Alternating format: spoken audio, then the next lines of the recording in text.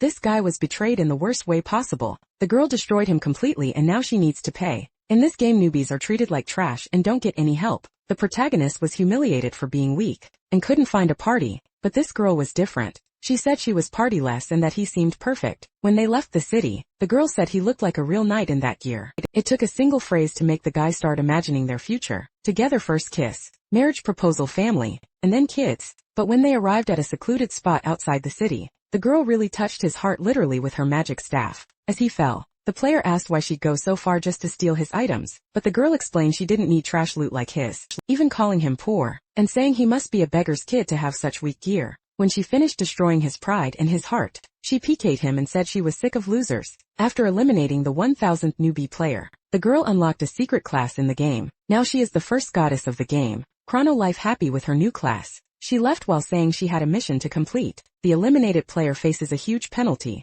He respawns in the nearest city and loses half his experience and power. While remembering being treated as weak by everyone, the protagonist Jaiwo decides to risk everything and try to upgrade his weak starter items. He tries on his sword and fails miserably. Furious, he tries on his glove to compensate. He tries and fails horribly. After various hammer strikes, Jaiwo destroyed all his items and couldn't upgrade a single one. His life in the game was over and he could only cry. But then a twig fell near him. This is a free starter item for beginners, considered trash and common for other players to throw away. His intrusive thoughts took over as he looked at it. He tried once and it worked. The item was upgraded once, plus 1 extra damage. He tried again and it worked. Irritated by the irony, Jaiwo decided to upgrade this piece of junk until it broke. His arm was out of strength when he landed the final hammer strike. The damn stick was upgraded to the max level of plus 199. Unable to believe it, Jaiwo got nervous and accidentally dropped the. When the item touched the ground, the game counted it as an attack. So the biggest explosion seen by humanity happened. An attack so devastating it almost split the planet in two.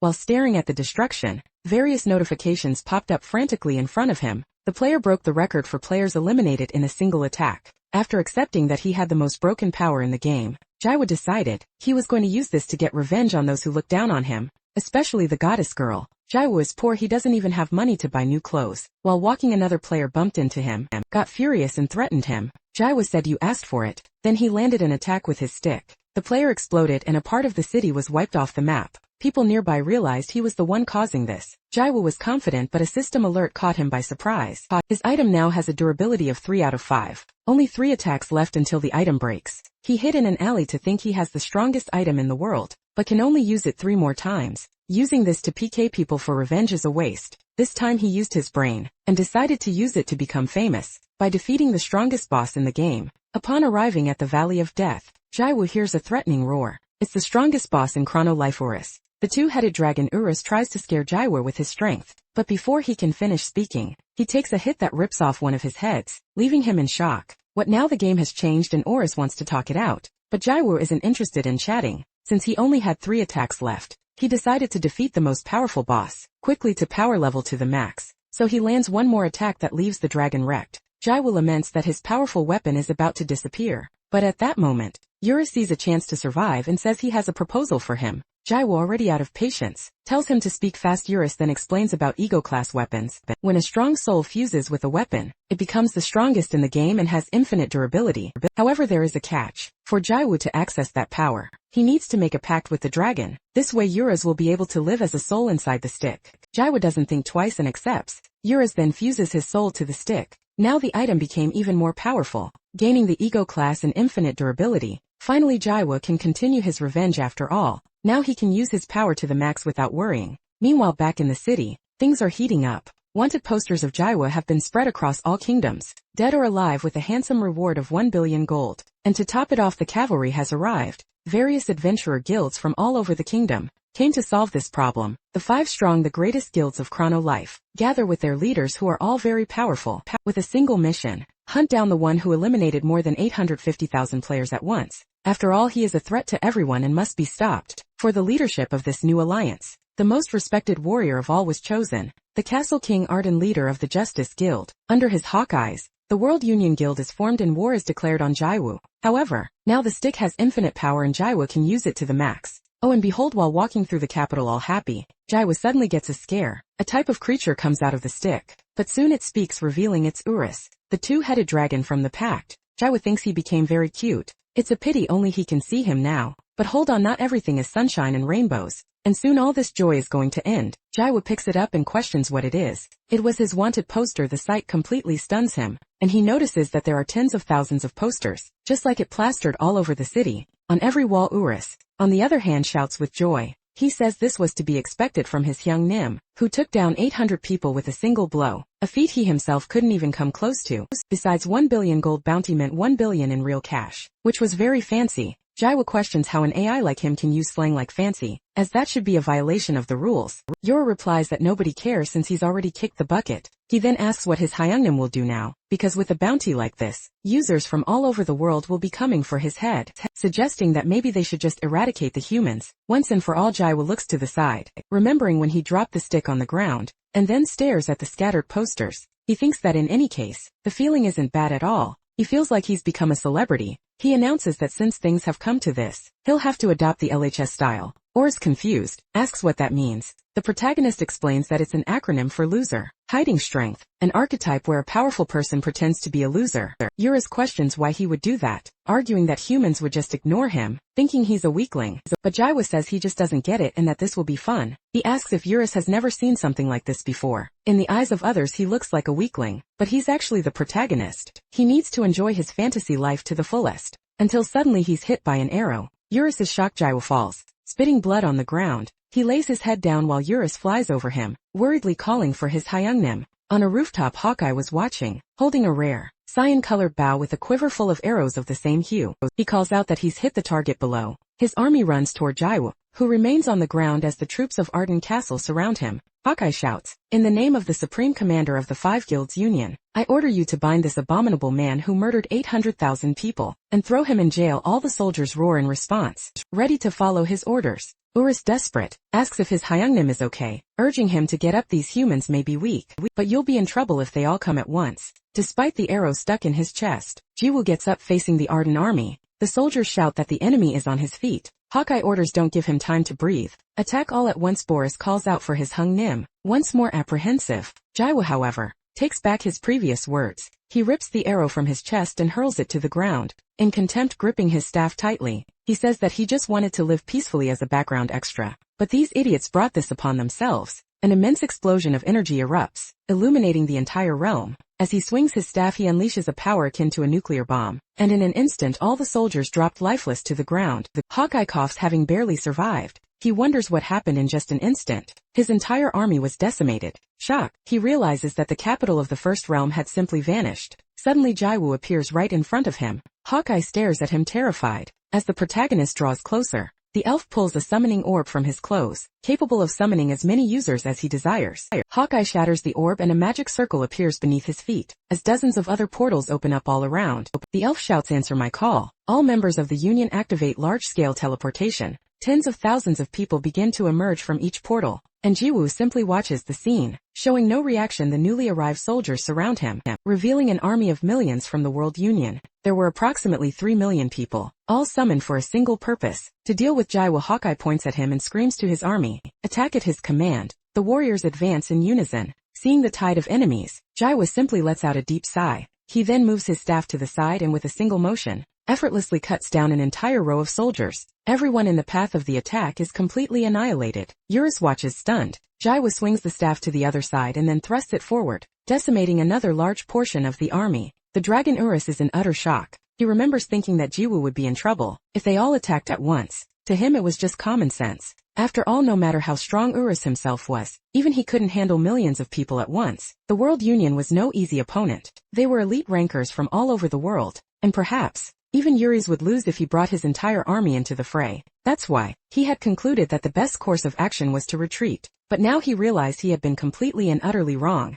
Seizing the opening, a few soldiers from the crew's lineage charge forward, wielding their swords and spears. They leap toward Jaiwo, attempting to pierce him, but the protagonist merely moves his staff, annihilating them all with a single touch. Another entire row of the army is split in two. In the background, Abracadabra, with the help of her assistant mages, quickly prepares a spell. Jaiwo senses the movement behind him, and turns to see an immense magic circle forming in the sky. Abracadabra casts the ancient enchantment of destruction, a spell powerful enough to disintegrate him. A colossal beam of energy hurtles toward him, and the protagonist watches with a surprised expression. He remarks to himself that the spell's name was pretty cool, and decides he needs to come up with a name for his own technique. As well, then he swings his staff upward. The strike cuts through everything in its path, extending far above the atmosphere. Arise, he names it the magic circle, and the ancient spell are simply obliterated. Stunned, Abracadabra can only ask how he was able to shatter her ancient magic. The royal sorcerers prepare for the next command, but before they can act, Jiwoo moves his stick upward again, calling the strike attack. He cuts through everything in front of him, sending the mages flying. The result of 1 against 3 million wasn't just overwhelming, it was disastrous. The World Union Guild was completely defeated. Hawkeye is kneeling on the ground, breaking out in a cold sweat from fear. He repeats to himself that he can't believe it, until Jiwoo appears before him. The protagonist says he didn't take his life on purpose, because thanks to him it was difficult to control his strength. The elf questions why he didn't kill him. Jiwoo sighs, saying, "It's obvious earlier he was the one who shot the arrow." Hawkeye panics, but his face is struck by the stick. As expected, the battle that day became a popular topic, not just among Chronolife users, but also among players of other games, and even people with no interest in gaming. Despite everything, the stick remained intact. Jiwoo analyzes it as he finishes off. The elf Uru says that Hyungnim is truly incredible, and the protagonist comments that he was wondering where he had gone. Suddenly someone approaches from behind. The protagonist turns around, coming face to face with a girl. He wonders if there's still someone else left, thinking what a pain this is, until he recognizes her figure as familiar. The two of them stare at each other in the middle of the battlefield. However, the goddess of life just looks at him. Jiwoo feels anger welling up as he realizes who she is. No one had expected this reunion. The goddess of life smiles and says, "It's been a long time, Mr. Hyo." A vast expanse of the plains at sunset is revealed, covered with 3 million bodies, and countless swords and spears scattered across the ground. And in the midst of it all, Jiwoo's reunion with the goddess of life. He thought the whole scene was quite dramatic. He remembers when she called his parents beggars, and his hand trembles with rage. He isn't sure if it's because it's the opposite of what he was feeling before, but he can't help but laugh. The goddess of life asks how he has been. She comments that it must be fate, as she didn't expect to meet him once again. Jiwoo replies that it's nonsense and that just by looking at her, he can tell someone terrible was looking for him. The goddess smiles, wanting to know if that's the impression she gives. Jiwoo says that although he just wants to crush her, there's still something he wants to talk about, and asks if she dyed her hair. The goddess is happy he noticed, explaining that she took his life to change her class to the secret goddess of life, and that's why her hair color changed. Jiwoo stares at her coldly and sighs, raising his staff. He says her job changed to goddess of life after she took 1,000 lives, and that it should actually be goddess of death. The goddess agrees, finding the observation amusing. Absolutely, Jiwoo replies. Then he slams his staff on the ground, and launches a blast of energy in her direction, shouting that he's heard the funny story, and now it's time for the part where he crushes her. The goddess questions if that wasn't a bit too fast, but the explosion goes off, devastating the area even more. Jiwoo looks at the smoke expressionless. "What a shame," her voice says. "I would have liked to talk a little longer." She suddenly appears behind him. Jiwoo spins around quickly and slams his staff on the ground once more, and the explosion cracks everything in front of him. Eurus yells that the target was hit as expected of Hyungnim, a perfect strike like slicing a catfish. Jo replies that it was obvious, since those gentle-looking bastards are usually all talk. However, as the smoke begins to dissipate, he realizes she is still standing. The goddess remains still, watching him in silence. "As expected, you've grown considerably stronger," she says, "but you can't take my life with such a feeble attack." Iris yells for Hyungnim to look, pointing out that she's still alive, to which Jiwoo replies that he can see. While the two argue, the goddess simply watches them with a smile. Iris notices her gaze and grows confused, wondering how that's possible since she's looking right at him. "That's impossible. How can anyone besides Hyungnim see me?" he exclaims. Jiwoo agrees that it is indeed strange. He's certain his attack was a success, so it makes no sense for her to be completely unscathed. The goddess scoffs, questioning if a mere human could ever harm a goddess. W feigns surprise and brings his staff to his head, saying that now he's really angry. Then he charges toward her at full speed. The goddess simply waits for the attack, which closes in rapidly and causes another massive explosion. Jiwoo gives her no time to breathe and attacks again, blasting another section of the area. He continues his relentless assault, fragmenting a part of the planet. Urus is impressed, commenting that the entire continent is shaking and that at this rate, it will be destroyed for good. The goddess, however, tells him it's no use, with a smile still on her face. She spreads her wings and flies up above. The protagonist, Urus,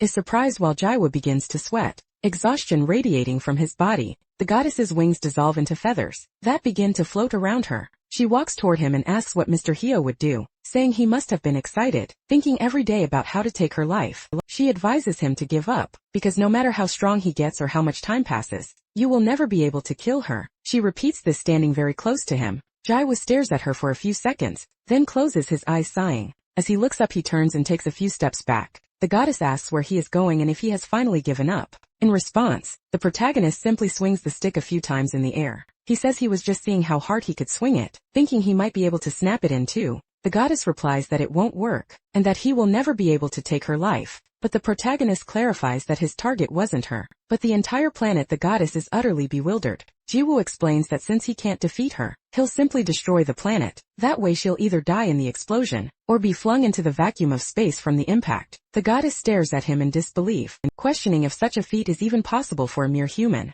The protagonist confirms, saying he will strike with all his might. He mentions that he did something similar earlier today, but he didn't even use his full strength. The goddess's expression turns grim. She argues that if he destroys the planet, he will die along with it, turning his act into a senseless suicide attack instead of revenge. She wants to know if he would be satisfied with that. Jaiwoo, who had paid with his own life to learn, begins to laugh as he thinks about the truth of the game. The law of the jungle was all that mattered. He then tells her to listen carefully, because now it was their time to learn. People like her just don't understand raising the staff. Jaiwoo repeats that you shouldn't mess with someone who has nothing to lose. The goddess becomes apprehensive and asks him to wait, but Jaiwoo swings his stick with all his strength. The moment he strikes the ground, everything begins to shatter. The goddess and Urus are caught in the blast, while Jaiwoo maintains a macabre smile on his face. That entire place is fragmented into 6 pieces, splitting planet Earth in the same proportion, and then immediately exploding into a supernova. The event ripples through the entire Chrono Life universe, destroying everything with just one full power blow from Jaiwoo.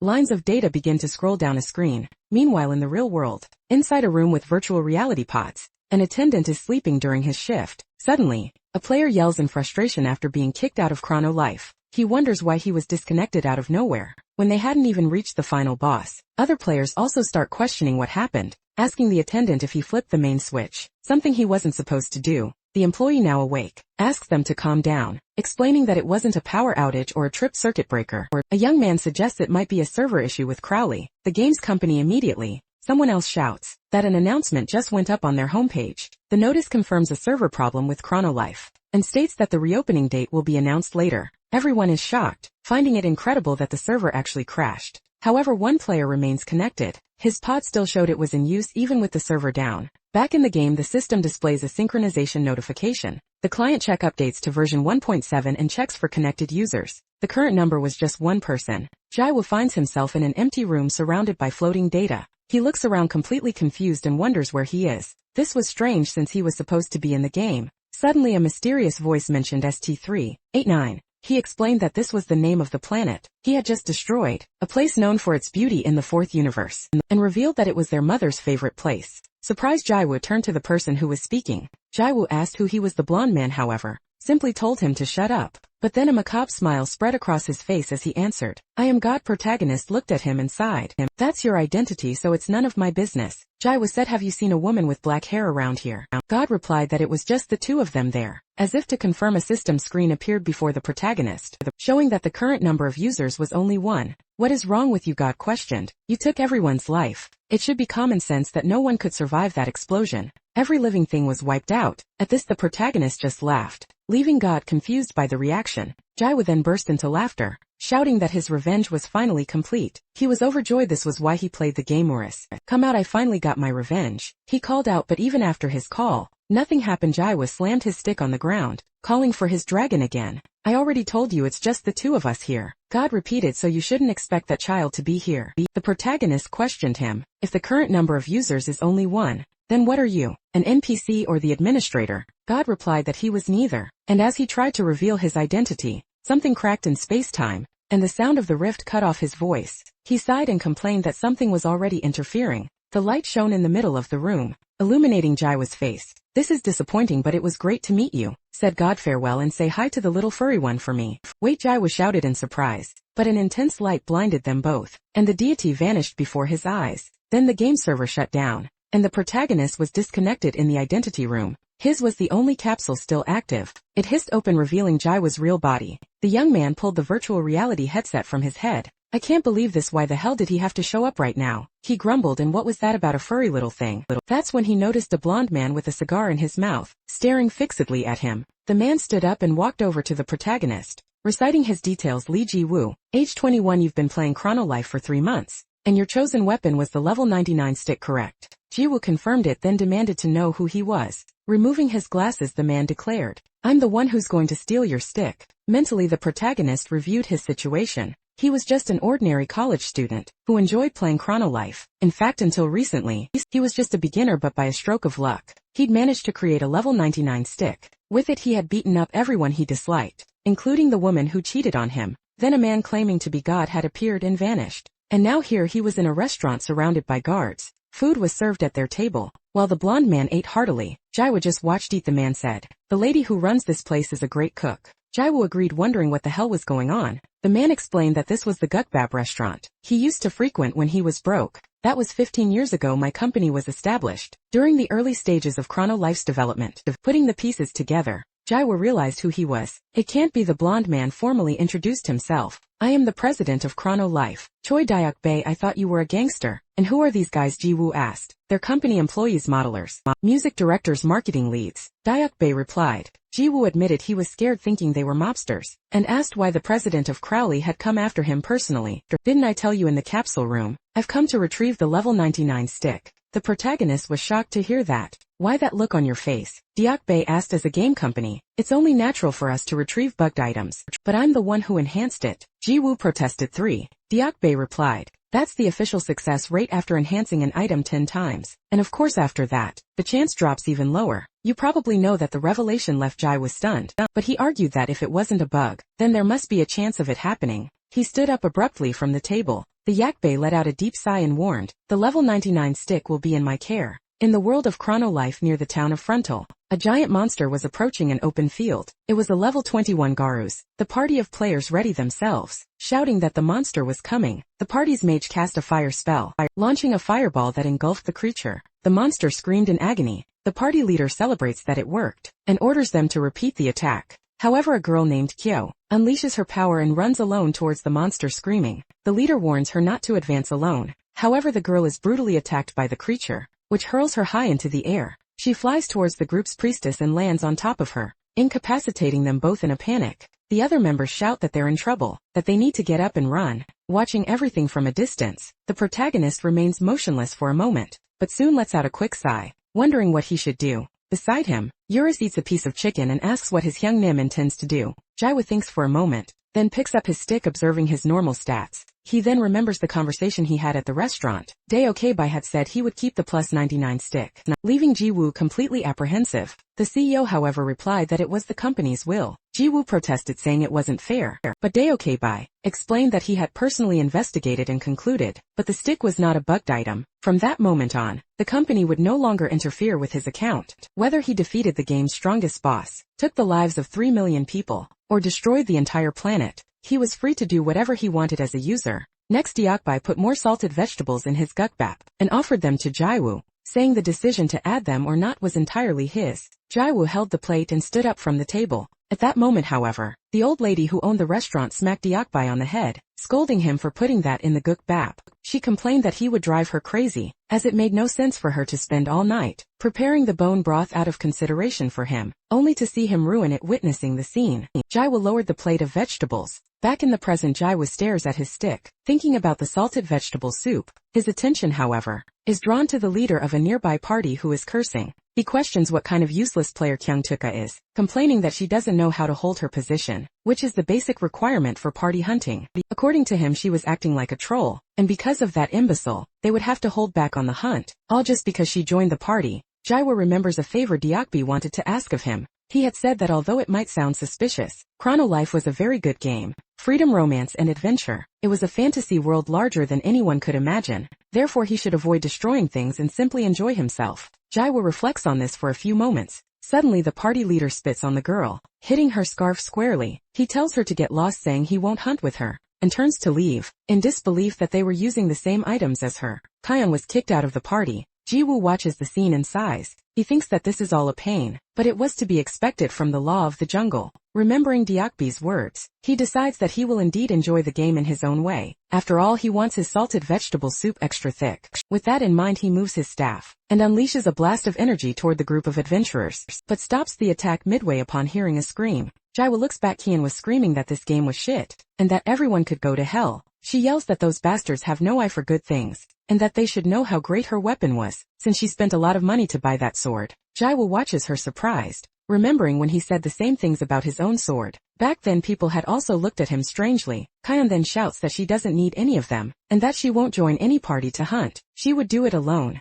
Jiwoo reflects that he no longer knows what to think either. Just then the girl hears the sound of a monster that had appeared right in front of her. In fact, she was surrounded by many other creatures, and freezes in fear at the sight. The creatures open their mouths, let out a roar and run in her direction, getting closer and closer. Kian tries to protect herself, but Jiwoo appears in front of her, asking himself why he made that choice. He moves his staff, launching a powerful attack at the monsters. Everything in that direction is completely annihilated. As the dust begins to settle, Kian, who was protecting her head, quickly opens her eyes and comes face to face with the protagonist. Above him the sky was completely clear, without a single cloud. Jiwoo wonders if he acted out of solidarity or pity, but concludes it was for neither of those reasons. He did it because it seemed fun. With that thought, he gives the girl a smile, leaving her utterly confused. The protagonist approaches her, thinking that in any case, the situation was a bit complicated and chaotic. This then was the prologue to the story. He asks if they could hunt together. The girl, however, tells him to get lost, saying she doesn't hunt with newbies, and walks away while spitting on the ground.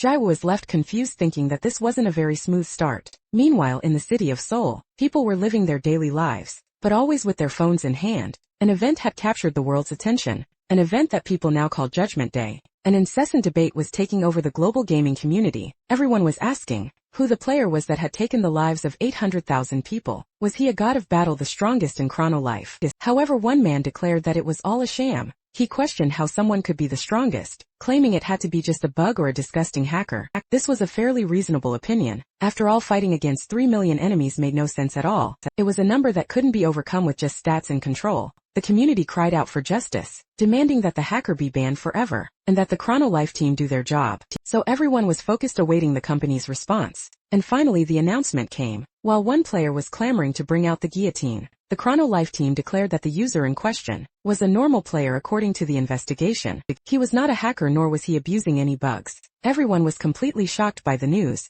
and that was how the controversy came to an end on the city streets. People were talking about the incident. Chrono Life server had crashed because of that one player. Apparently he had taken the lives of many in an instant, and everyone was talking about it, wondering what he was like in real life, since his face was covered by a hood in the only released photo. Meanwhile, Jiwoo smiled as he followed the girl he had just saved. Only the sound of their footsteps broke the silence between them. The girl, visibly irritated, stopped suddenly. Kian turned around and questioned him. "Why do you keep following me?" Jiwoo calmly replied that they should form a hunting party. "When did I agree to that?" she retorted. "Go hunt with someone as poor and indecent as you." Jiwoo didn't understand the insult. Kian continued, pointing at his clothes. "You're just wearing underwear beneath that cloak, and carrying a level 1 stick that only newbies use. I don't have time to play around with a noob. Get out of here," Jiwoo questioned. "Indecent, I just saved you, getting rid of those monsters with a single attack." Urus in his mind commented that he had seen everything. The human's eyes had been closed when he saved her. Jiwoo realized, so she doesn't know I'm strong. A smile formed on his face as he thought, how about I hide my power for a while? He ran after Kian, calling out to her, "Miss, please carry me." The girl looked at him confused. Jiwoo explained, "Actually, I don't know anything about the game. I'm a newbie, please master. Carry me." The word master sparked a flicker of happiness in Kian. She remembered how the leader of her old party had looked down on her, and being called master made her visibly excited. Lewis questioned what his young Nim was doing. Jiwoo whispered back that he was pretending to be weak, to hide his power as the first step of his plan. The dragon remembered the idea he had told him about before. Kian cleared her throat, trying to look serious. "It's embarrassing, but anyway, I'm someone who should help newbies." He then invited him to join her party. "This expert here will help you, but just this once." Kian was a level 24 fighter, with her stats focused entirely on strength, neglecting her other abilities. Near the starting town at the dungeon entrance, Kian charged toward a screaming creature. She landed a powerful punch on the monster, making the level 4 rabbit bear spit blood. The creature was thrown backward, without giving it time to react. Another monster appeared behind her, but Kian dodged it with an agile leap. She lets out a sharp breath and performs an aerial flip. The rabbit bear looks up in shock as she descends with a ready kick. It was her fallen dragon's stomp, which smashes the monster into the ground. The other rabbit bears are confused, but they soon regroup and surround her. Kion holds her fighting stance, taunting, "You can all come at this master at once." Sitting on the floor, Jaiwa watches the scene. She's a pretty good fighter, isn't she? He wonders. Eurus agrees with his Hyung Nim. The protagonist, however, comments that no matter how low level the monsters are, being surrounded by so many of them would still be dangerous. Eurus replies that there's no need to worry, since that human has excellent gear. Her weapon alone costs around 10 million gold. Jaiwa shouts in shock, that's 10 million won. Eurus adds that all of her gear is superb, and the total value must be around 100 million. Jaiwa wonders how she, a newbie, could have all that. The dragon then reveals she's a pay-to-win player. Jaiwa remembered Kion shouting that those bastards had no eye for quality, and didn't know how good her items were, because she had spent a fortune on the game. He wondered if she had really spent that much, thinking there was no reason to invest 100 million. Suddenly Kion turns and shouts at Jaiwa. Kion turns, and even if I'm carrying you, you shouldn't just sit there doing nothing. Hit them with that stick of yours. Jaiwa is confused. The girl insists, that's right, you have to fight for yourself to get stronger and faster. Stop being such a useless bum. As she scolds him, a rabbit bear tries to attack her from behind. Your behavior is unacceptable. It's like you don't even have the will to get stronger. He continues, oblivious to the danger. However, Jaiwa simply touches the monster with his stick, and it is completely annihilated, disappearing without a trace. Kion looks to the side, confused. What was that? Why was there a sudden gust of wind inside a dungeon? She wonders. Jaiwa thinks to himself that he was screwed, since he had no idea how to hide his power. At that moment a message arrives for Kion. The sender orders her to log off immediately, would be starting in 10 minutes. Kion reads the message and sighs deeply. She tells Jaiwa she's logging off for a bit and will be back in about 30 minutes, telling him to keep hunting the monsters. Dewey is puzzled. What's her deal? Just leaving whenever she feels like it. He wonders what she does in real life, to have spent 100 million on a game. Urus doesn't know either, but speculates that perhaps she was born with a silver spoon in her mouth. The scene shifts to a luxurious building. Inside a room, Kion is lying down wearing her virtual reality headset. She disconnects from chrono life,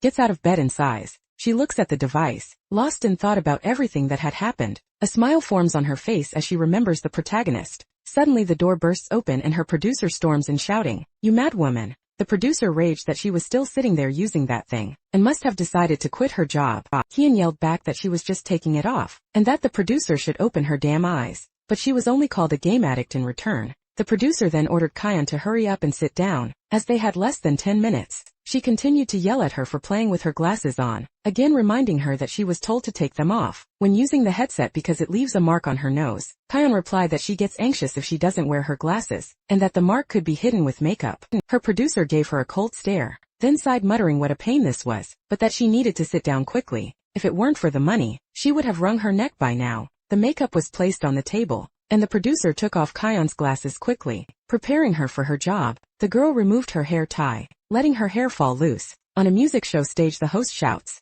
thanking everyone who had waited so long, and announcing that this would be the final performance of music. Banking she had been in first place for 13 consecutive weeks. A popular idol, the best singer-songwriter of the moment. Presenting to you all, Hansarang Sarung begins to sing about her first love. Afterwards she greets everyone and introduces herself. Hansarang is an idol, a singer and a songwriter. Her hobby, unknown to the public, is online gaming. Back in the dungeon, the rabbit bears start running toward the protagonist. Jaiwa says he needs to practice a bit before she gets back. Eurus asks what kind of practice that would be. The protagonist replies that if he wants to hide his power, he needs to learn how to control it. In other words, he's going to try attacking without killing. The image of a massive explosion extends out from the planet. A divine being watches it all with a smile, commenting that the idea of attacking without killing sounds like a lot of fun. He turns to a motherly figure, an immense sun at her back, and asks if she agrees. Hansarang was a second-year high school student. She entered the music industry at a very young age and had a difficult, unpopular start, but now she has established herself as the top singer-songwriter of today. A journalist congratulates Sarung,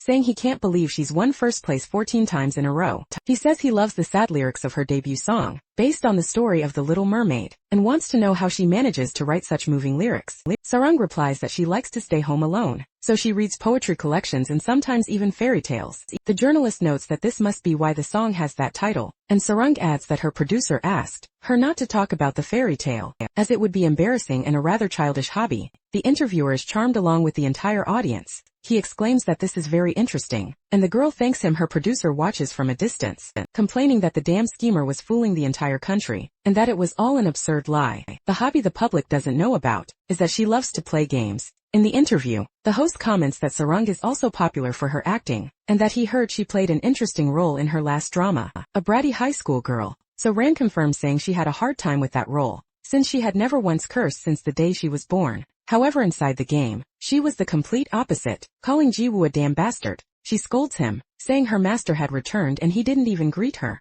Jiwoo, confused, asks, since when she was his master, and Sarang yells that it's from now on. She challenges him, wanting to know if he was complaining, and didn't want to be carried by her anymore, but Jiwoo quickly denies it. Sarang is the type to release the stress of her daily life by playing games. Urus in turn advises his Hyungnim to get rid of that rude person, but Jiwoo replies that he needs to hide his power, as he has to pretend to be weak. Sarang then orders him to repeat after her lovely master. She forces him to repeat it several times, while Urus thinks to himself that his idea worked. On the way to the dungeon, Sarang stops and asks if he practiced a lot by hunting monsters. Jiwoo just sighs, explaining that it was a process that required extreme patience, and that his journey is still far from over. Urus shouts that it was useless to hit without dealing damage, but the protagonist tells him to shut up. Sarang laughs, commenting that he's an eccentric newbie, and that she was looking forward to this. She then notes that she still doesn't know his name, and asks what the underpants guy's character name is. Jiwoo is surprised, thinking he had already told her, and tries to say his name, but the girl interrupts him,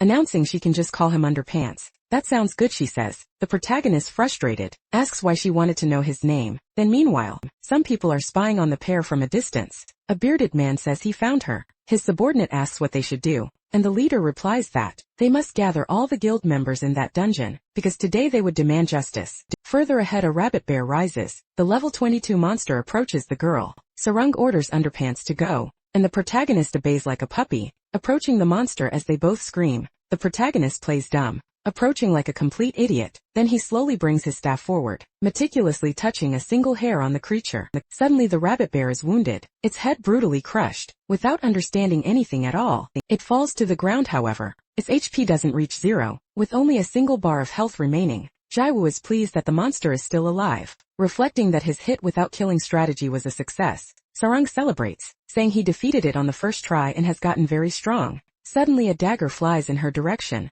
Sarang senses the danger, and quickly grabs Jiwoo's shirt to pull him away, deflecting the weapon with a precise kick. The bearded man catches his dagger back in midair, his face contorted, and comments that she's incredible, but that she should give the credit to her gear. Sarang questions him, asking who he is. The man called Mr. Kim asks if she has already forgotten his voice. Feigning hurt, he reveals that everyone there are members of the Hallison Guild. Upon hearing the name, Sarang repeats it with contempt. Mr. Kim jokes that it's been a while, and now wants to know what the two of them are plotting. Then he orders his subordinates to attack. Sarang warns Jiwoo to get back as it's dangerous, and assumes a battle stance. The assassins charge forward with their weapons drawn. With a swift movement, she lands a direct kick to the face of one of them, who bleeds and is knocked out instantly. Sarang uses his body as a foothold to leap, forming an acrobatic flip in the air. She shouts the skill name Fallen Dragon Stomp, and strikes the ground with force, sending all the assassins flying. Their leader yells for everyone to attack at once. Observing the scene, Jiwoo asks what's happening, and Orus replies that he doesn't know. The protagonist, however, comments that he can guess based on what he's seeing. He deduces that the Hallison Guild members have picked a fight with Sarang in the past, and despite having fought a few times, they always end up losing. And apparently that man doesn't know when to quit and has come once again, seeking revenge. Jiwoo also notes that they are all weak, a group around level 20 being completely destroyed by her, and Urus agrees as the fight continues. Kim comments that everything is going as planned. With Sarang distracted, he signals for the other girl to begin. A new figure vanishes from her position with a quick dash, and reappears behind Sarang, pointing her claws in her direction. Sarang turns surprised and notices her opponent is empty-handed, concluding she must be from the fighter class. The woman then activates the steal skill. A bright light illuminates the area, momentarily blinding Sarang. She is shocked to realize that her battle fists have simply vanished. The thief remarked that the weapons were incredible. Darling must have been born with a silver spoon in her mouth to own the silencing fist. Jiwoo asked what kind of skill that was. Iris replied that it was steal from the rogue class. However, he found it strange, as the skill wasn't supposed to be that overpowered. Jiwoo scoffed, saying he didn't care since she had nothing to steal from him. After all he had was his underwear and his cloak. But then he remembered the existence of his stick. Jiwoo glanced to the side with a terrified smile. He then shot to his feet and ran off screaming in fear. Kim remarked that, come to think of it, there was someone else there, but they weren't worth worrying about. Just one look at the kid was enough to tell he was a rookie. With nothing of value as Jiwoo backed away, the thief grew excited. She tossed the fists to Kim, saying that he might not know it, but stealing from someone who has nothing is even more fun. In an instant she appeared in front of the protagonist, calling him darling and asking where he was off to. Jiwoo was startled as she pointed her hands at him, thinking this was no time to hide his power. He gripped the staff and attempted a quick slash, but to his surprise nothing happened. Everyone was stunned including Urus. When the smoke cleared, Jiwoo was empty-handed, his main weapon gone, staring at the thief. She simply informed him that the stick was all hers now, making the protagonist break out in a cold sweat. She threatened to steal his hood, saying that except for his underwear, he'd be left completely naked. Suddenly a shadow fell over the thief's face. The girl wondered what it was. She then saw the true form of Urus before her. The entity questioned how an arrogant mortal dared to wield him, without knowing who he was. The girl fell to the ground, utterly terrified, dropping the weapon near the protagonist. Jiwoo looked at his stick and picked it back up. The system announced that Urus's soul refused to acknowledge the enemy, and that the protagonist was the weapon's true owner. Urus emerged from a part of the stick, questioning how anyone dared to try and claim him, stating that no one could possess him except for Hyun Nim. It seemed the thief had overestimated herself. Jiwoo then touched his head. He patted the dragon's head, making him embarrass the thief. Trembling in fear, coughed and backed away from the protagonist. Unable to understand what had just happened, she wondered what that was. Was it a ghost? No, it felt too real for that. Kim asks what her problem is, wondering if she's forgotten her job. The thief stands up, retorting, that wouldn't happen. She is a professional mercenary who only cares about money. At that moment Sarung approaches, shouting, and tries to land a kick on the girl. Give me back my weapon, you little thief. The thief dodges and comments, you scared me. What a fierce surprise attack. However, I'm afraid you're after the wrong target. The weapon is over there watching the scene. Kim clenches his fists with a smile on his face. Sarung complains, calling them bastards and promising to take their lives, but she suddenly begins to fall, fainting after a touch from the protagonist. Joe explains that this is his skill, strike without killing. The confused thief asks what he's doing, and if the two of them weren't together. The protagonist simply replies that he was hiding his power. What the hell are you talking about? He questions but is immediately struck by a blast of force from him. In an instant all the assassins are defeated with ease. The thief is bewildered by the sight and asks, darling, did you do this? Jiwoo hits her on the head with the stick, replying, yes I did. The thief's HP drops to a single bar. Jiwoo uses his strike without killing skill again and says, I've been through a lot of shit, so I've become much stronger mentally. However, just a moment ago, because of you I nearly had a heart attack trying to move my stick. His power explodes, devastating everything around him. Sarang suddenly wakes up lying on the ground in an open field. Feeling a bit confused, she gets up,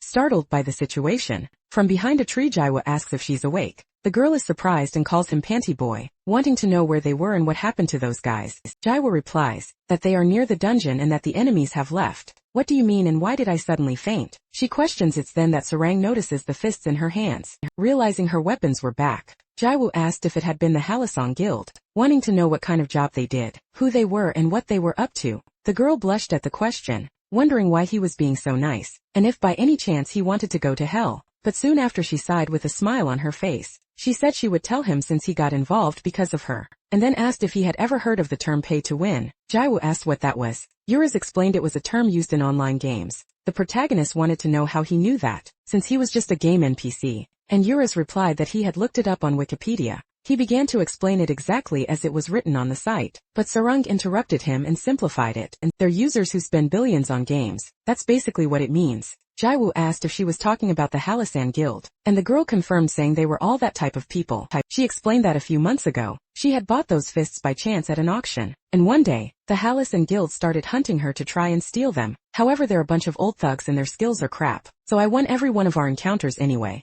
How did you get these back? Did you steal them from them? Jiwoo replied that they just left the fist there and went away. Maybe they had forgotten them. The girl said she didn't know what had happened, but she was sure they would come after her again, as that crazy old man's obsession was no joke. Jiwoo commented that it was a bit strange, and asked why they were so insistent on getting her weapon. Sarung replied, questioning if it wasn't obvious since the fists cost 10 million gold. The protagonist retorted that for that very reason it was strange. These old guys spend billions, and they're obsessed with a 10 million gold weapon. There's definitely more to this story. Later at the Halisong Guild's hideout, Kim's blood splattered across the room as he was wounded, falling to the floor right in front of his leader. Kim cried out that he was sorry and begged for another chance, but his leader told him to shut up. Calling them all useless, he said he couldn't waste any more time, and would leave the mission to the 4 heavenly kings. Kim glanced to the side. 3 people approached and stood before the leader. The second Heavenly King said, it made no sense for that guy to be in the same division as them, having only 100 million gold. The third king, however, spoke up saying that was why they had told them to kick out little Kim, but it was a problem since the great Hyang Nim was too soft-hearted.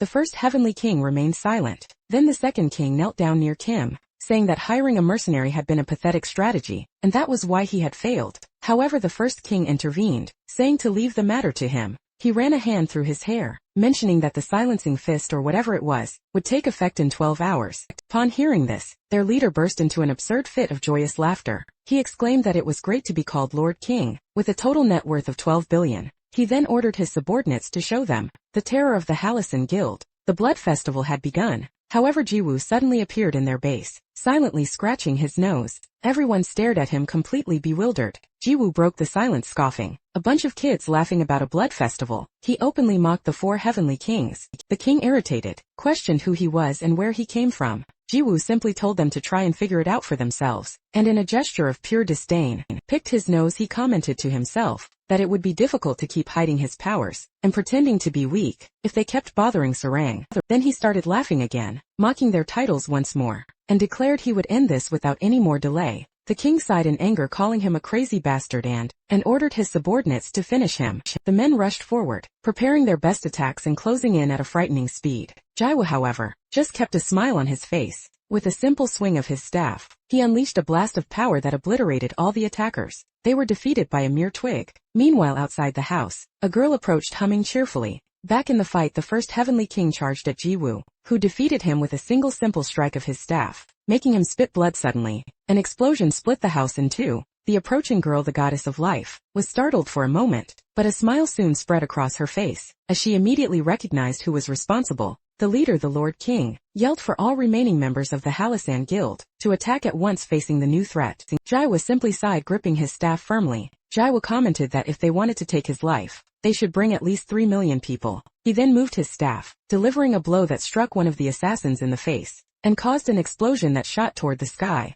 With a smile on his face, Jiwoo swung his twig to the right, feeding everyone in that area. The king watches the scene with a grim expression, completely terrified by what he sees. As he gets up, Kim calls out to his Hyang Nim, warning him to hurry and run or he'll be annihilated. The king, however, thinks that Kim doesn't understand the situation. With the exception of himself and his direct subordinates, all the guild members were paid to win warriors. When even the weakest of the new recruits had spent at least 10 million, and not even the top 5 guilds could look down on them. But who was this guy and how could he do all this? Suddenly the king realizes something. He thinks they don't stand a chance. That perhaps this man is the one from the rumors, the one who defeated everyone. Staring at Jiwoo in terror, his mouth falls open as he remembers the stick underwear guy. He first started playing in the 2nd grade. Back then games weren't as flashy as they are today, and leveling up wasn't easy since there were no quests or raids, but still it was a lot of fun for 9-year-old Wong. He'd get scolded by his parents for secretly playing at night, and he cherishes the memories of leveling up with his friends. As the years went by, he grew older and was swept away by his responsibilities, living a busy life with no time to reminisce about the past. Suddenly he realized he was already in his 40s, now known as Seo Wong. He's in front of his computer in a pristine room. A subordinate enters calling him Hyang Nim, and saying he found the old monitor he'd asked for. Wong wanted to give himself a special gift, a piece of a bygone era since he had worked harder than anyone. The subordinate asks if he really needs to switch to that old computer. Since it's an online game, he could just play on a new one. Wong replies that it's for the vibe. His heart was racing as if he had gone back in time. It felt like meeting a first love all over again. However, he grits his teeth as he realizes something. He wasn't the only one who had been changed by the ravages of time. Jiwoo strikes another subordinate with his staff, sending the man crashing to the ground. As an immense tremor shakes the entire area, the king stands frozen, trembling in fear at the scene before him. Jiwoo says it's almost over with only the 2 of them left to defeat. The king remains silent as the protagonist draws closer. This was the end for the pay-to-win players. He wonders why they need to steal other players' gear, especially since they're men of nobility. It's time for the old man to get a beating. The king remembers being at his computer, typing quickly until his payment of 12 billion won was confirmed. Wong repeats that he wasn't the only one changed by the turmoil of time. He doesn't need to put in any effort. With just a few clicks and some spending, he can become as strong as he wants, and with that strength, players who spent little to no money suffer. Pay to win was the current state of online gaming. Wong stands up from his chair. Still, he continued to explore various games, but they were all the same, and finally, the most critically acclaimed game, Chrono Life, where he wanted to find no matter how that thing. He had long forgotten that thing from back then, from when he was a child. The stick approaches him and strikes his head. Jaiwoo uses his strike without killing skill. Wong spits blood and falls to the ground defeated. Kim tries to call out to his young Nim. Jaiwoo announces that as of today, the Holison Guild is finished. He says it's a pain so they shouldn't bother Captain Amor anymore. In any case he'll see them never again. And then he leaves. Wong tries to get up from the ground, questioning if it was really him, the guy who had defeated the 5 major guilds not long ago, and annihilated 3 million members of the World Guild. Jaiwoo looks back without saying a word. Wong lets out a laugh at this, asking how much he had spent, as he must have used a lot of money to achieve that strength. However, soon he too will realize that all his efforts so far have been to fight for something that doesn't even exist. From a distance Kim looks at his young Nim. Jaiwoo replies that he doesn't know what the hell he's talking about, but that he also spent a hefty sum. Wong asks how much it was, thinking it could be tens of billions, or even hundreds of billions of won, but the protagonist replies that he spent 55,001 on the warrior starter pack. Wong is stunned by this and left speechless. The protagonist continues to walk away. A smile spreads across Wong's face as he repeats the amount 55,001. He remembered his childhood when he used to play Ragnarok, and then he began to laugh excitedly, bursting into a fit of laughter and leaving Kim completely confused. Wong asked how many games they had tried after Ragnarok, and Kim replied that it must have been about 8. The boss kept laughing, saying that game was a lot of fun. Chrono Life was indeed divine. The goddess of life confirmed as she appeared. Hello everyone from the Holison Guild. It's a beautiful night. She looked around. It's been a while since I've been here, but the guild's hideout is in terrible shape. She turned and asked, and what about that thing? Did you manage to prepare it? Wong replied that the preparations were going well, but she cut him off asking why he was dwelling on the past. The man said he was out of it as their agreement to cooperate ended. Now the goddess of life was surprised for a moment, but then she smiled. Is that so? With a swift movement of her scepter, she sliced through the air. Kim watched the scene, terrified and open-mouthed as Wong fell to the ground. His body split in two. His subordinate tried to scream his boss's name, calling out for his young Nim. The goddess of life walked calmly. I should have asked why he did that, but I'm not in a good mood, so it doesn't matter. She plunged the staff into Kim's back, causing blood to splash onto her own face. In shock and crying out in pain, Kim tried to move, but he was quickly defeated. The goddess continued to watch the scene, a smile forming on her face, as she remembered what the protagonist had said. His hair turned black and his clothes returned to normal. He spoke the captain's name aloud. Amor. His kill count reached 9998. 999.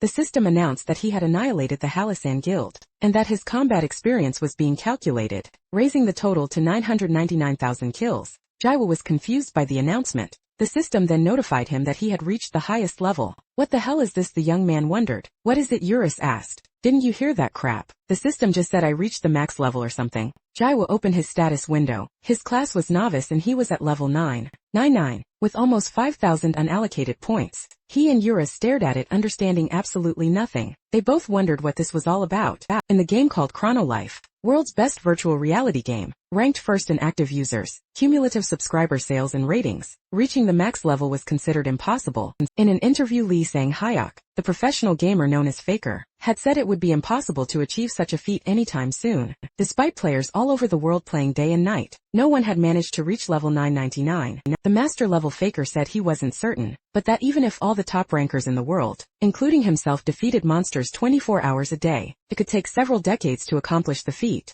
Jaiwoo remained completely confused about his stats reaching that level. Eurus, on the other hand, was celebrating that he was the world's first level master. Just as expected of young Nim, he was very proud. Jaiwoo was sure he had been level 7 back then. It was the obvious result of his actions. On the first day he picked up the stick, 800,000 players were murdered. On top of that, countless monsters and dungeons had been in the path of his attack, adding the experience from Chrono Life's strongest boss, Urus, and the army from the highest level dungeon. The final push came from the massacre of the 3 million members of the World Guild Alliance, and of course, the destruction of the planet was also included. Thus the world's first level master was born. A light appeared under the protagonist's feet, illuminating everything around him. The system announced that because he had reached the maximum level, the player would enter a transcendental space, teleporting him away in another corner of the city. Sarung was lying down looking at the sky and doing nothing. She muttered that she was bored, and that this whole thing was starting to piss her off. She stood up wondering where that underwear-wearing bastard was. He had told her to wait a bit, but the sun had already set. She thought for a moment more, remembering he had mentioned the Halisan Guild, and that she was supposed to tell him everything about them. The wrong side, and lay down again, shouting, whatever. This gentle master will wait 1 more hour. On a piece of land floating in space, He found himself in the center of a strange temple. He wondered where he was, looking up at the sky without understanding a single thing. He wondered why he was being dragged all over the place. Lately it had been the same when he met God in Diakbai. Suddenly a voice welcomed the human child. I never imagined we would meet so soon. You are truly extraordinary. That voice echoed, making everything around it tremble. The being introduced himself as the guide of transcendence, the god of class welcoming him. He praised him for taking the first step on that arduous journey, stating that his efforts to reach the master level as a novice were worthy of everyone's respect. Urus questioned how that was possible, asking if he had forgotten to change his class. Jaiwa denied it, explaining that he used to be an aspiring prosecutor. That moment, the conditions were met and the transition to the secret class began. An intense light reached his body, and several spheres formed in front of him. One of them took the shape of a sword symbol, and struck him at maximum speed. The soul of the sword infiltrated his body. Soon after, other spheres representing various weapons also appeared. The soul of the shield, the bow, the wand, the gauntlets, spear, and many others infiltrated him. One by one, all the souls of the weapons were now inside his body. Jiwoo felt the power flow, as the system notified him that the class change was complete. Now he was a masterclass novice. As a privilege, all of his distributed status points would be retrieved, and then tripled suddenly. His status window began to change. All attributes returned to the base value of 5, and 15,000 undistributed points were added. Horus was completely shocked. 14,985 points. What is happening? Is this all because of the class change effects? Jaiwa asked if that surprised him more than the change to a secret class, and Urus confirmed it. Normally you only get 5 points when you level up, but you got 15,000 even if other max level users exist. Your raw stat points are already 3 times higher than theirs. This shit is ridiculous. This will be considered the greatest achievement in the history of the gaming community. Ignoring the dragon, Jiwoo began to analyze those values. A chilling smile spread across his face, as he began to dump the points into a single stat. Clicking repeatedly, Hyung-nim, what are you doing? Urus asked, incredulous. I'm distributing the stats. Jaiwa replied calmly, I know that, but I'm talking about this careless distribution. If you waste a single point, you'll be considered a loser. The dragon's expression changed to pure panic. Why are you putting everything into one stat? And why that stat of all things? Jaiwa finished distributing all his points and said, I don't need any others for now. This is enough. You've screwed everything up. Morris complained, you're just a loser. At the Chrono Life Company, an employee rushed in warning the president that they had a problem. Diakbei asked what happened, and the employee replied that he needed to see it for himself, as the issue concerned that particular user. In the control room, Diakbei approached and asked what was going on. His subordinate simply told him to look at the monitor. Diakbei was surprised. The stick kid finally reached max level. The employee replied that the level wasn't the problem, but what he was doing. What's all this fuss about, and which stat did he choose? Diakbei asked. The employee pointed to the screen showing the chosen stat, which impressed the president. However, Diakbei soon burst into laughter. Ha ha ha, he really loves this game. He's enjoying it to the fullest in his own way. The employee insisted it was no time for jokes, arguing that it would be a completely useless and pointless character if he realizes he's building a trash character. Who knows what he'll do when he gets angry? Diakbei, however, just told him to relax. I've said this many times. The game company has no right to interfere with the player's choices. The employee tried to argue that they needed to take some action, but the president was already walking away. As he walked away, Diakbei thought to himself, I can't believe he dumped everything into that one stat, and even got the Novice Master title. He was surprised they were calling it a trash character with no future, because in the history of virtual reality games, the worst and at the same time, the strongest character has just been created. Back in the game, Jiwoo finished his stat allocation with a smile on his face. God of Classes then manifested Transcendental. Listen. This is the final step of the guidance. You have an important choice to make. The right to one of the transcendental weapons I wield will be granted to you. Jiwoo was delighted. How lucky! If it's free, there's no way I'm turning it down. He wondered which of the weapons he should choose, because to be honest they all looked incredible. He thought for a few seconds and then announced his decision. Jaiwa held out his hand and commanded, give me all of them. The divine being didn't react at first. Then it addressed the human child, stating that it could not fulfill such a request. Excessive greed leads to unnecessary wrath. Choose wisely. Jaiwa cut him off. Are you going to give me everything now, or would you rather I beat the hell out of you first? Everyone watching the scene is left in complete shock. Back in the control room, Diakbei takes the cigar out of his mouth. He is also in shock, thinking this guy is a complete madman. The God of Classes doesn't answer, but a system notification announces that he is furious. The God of Classes' expression changes completely. Their relationship has now turned hostile, and the deity moves in for combat. Jaiwa holds his staff and says he understands, as the god was clearly asking for a beating. Both of them prepare to fight. A shield flies toward him. Jaiwa wields his staff to defend himself, but the object hits him with tremendous force, smashing him into the ground. Urus calls out for his Hyungnim. Shocked God of Classes in turn laments. I never thought I would take the life of a transcendent. With my own hands it is such a pity. Suddenly he is struck squarely by a blast of energy from the staff, which melts half of his face from the ground. Jiwoo comments that hurt. Is it because you're a god? His health bar had only decreased slightly, as his constitution stat was now at 15,000 points. This attribute affects maximum HP, recovery and immunity to adverse conditions. Horus watches everything dumbfounded, thinking how insane he was for putting all his points into a single stat. Young Nim, you've made a fatal mistake. You've turned into a shitty character. He yells. Jiwoo just asks why. Horus explains that all equipment in Chrono Life has a weight requirement, demanding a minimum amount of strength regardless of the class. Simply put, he wouldn't be able to equip anything other than that twig. This is all I need, the protagonist replies. At that moment a system screen appears between the two. It was a hidden skill and its various conditions had just been met. What is that? Horus asks. The skill healing factor converted all damage received into immediate healing, completely filling his HP bar. Shitty character, huh? Jiwoo taunts while Horus remains in a state of shock. The god of classes groans in pain, his face disfigured. Insignificant mortal, how dare you, he roars,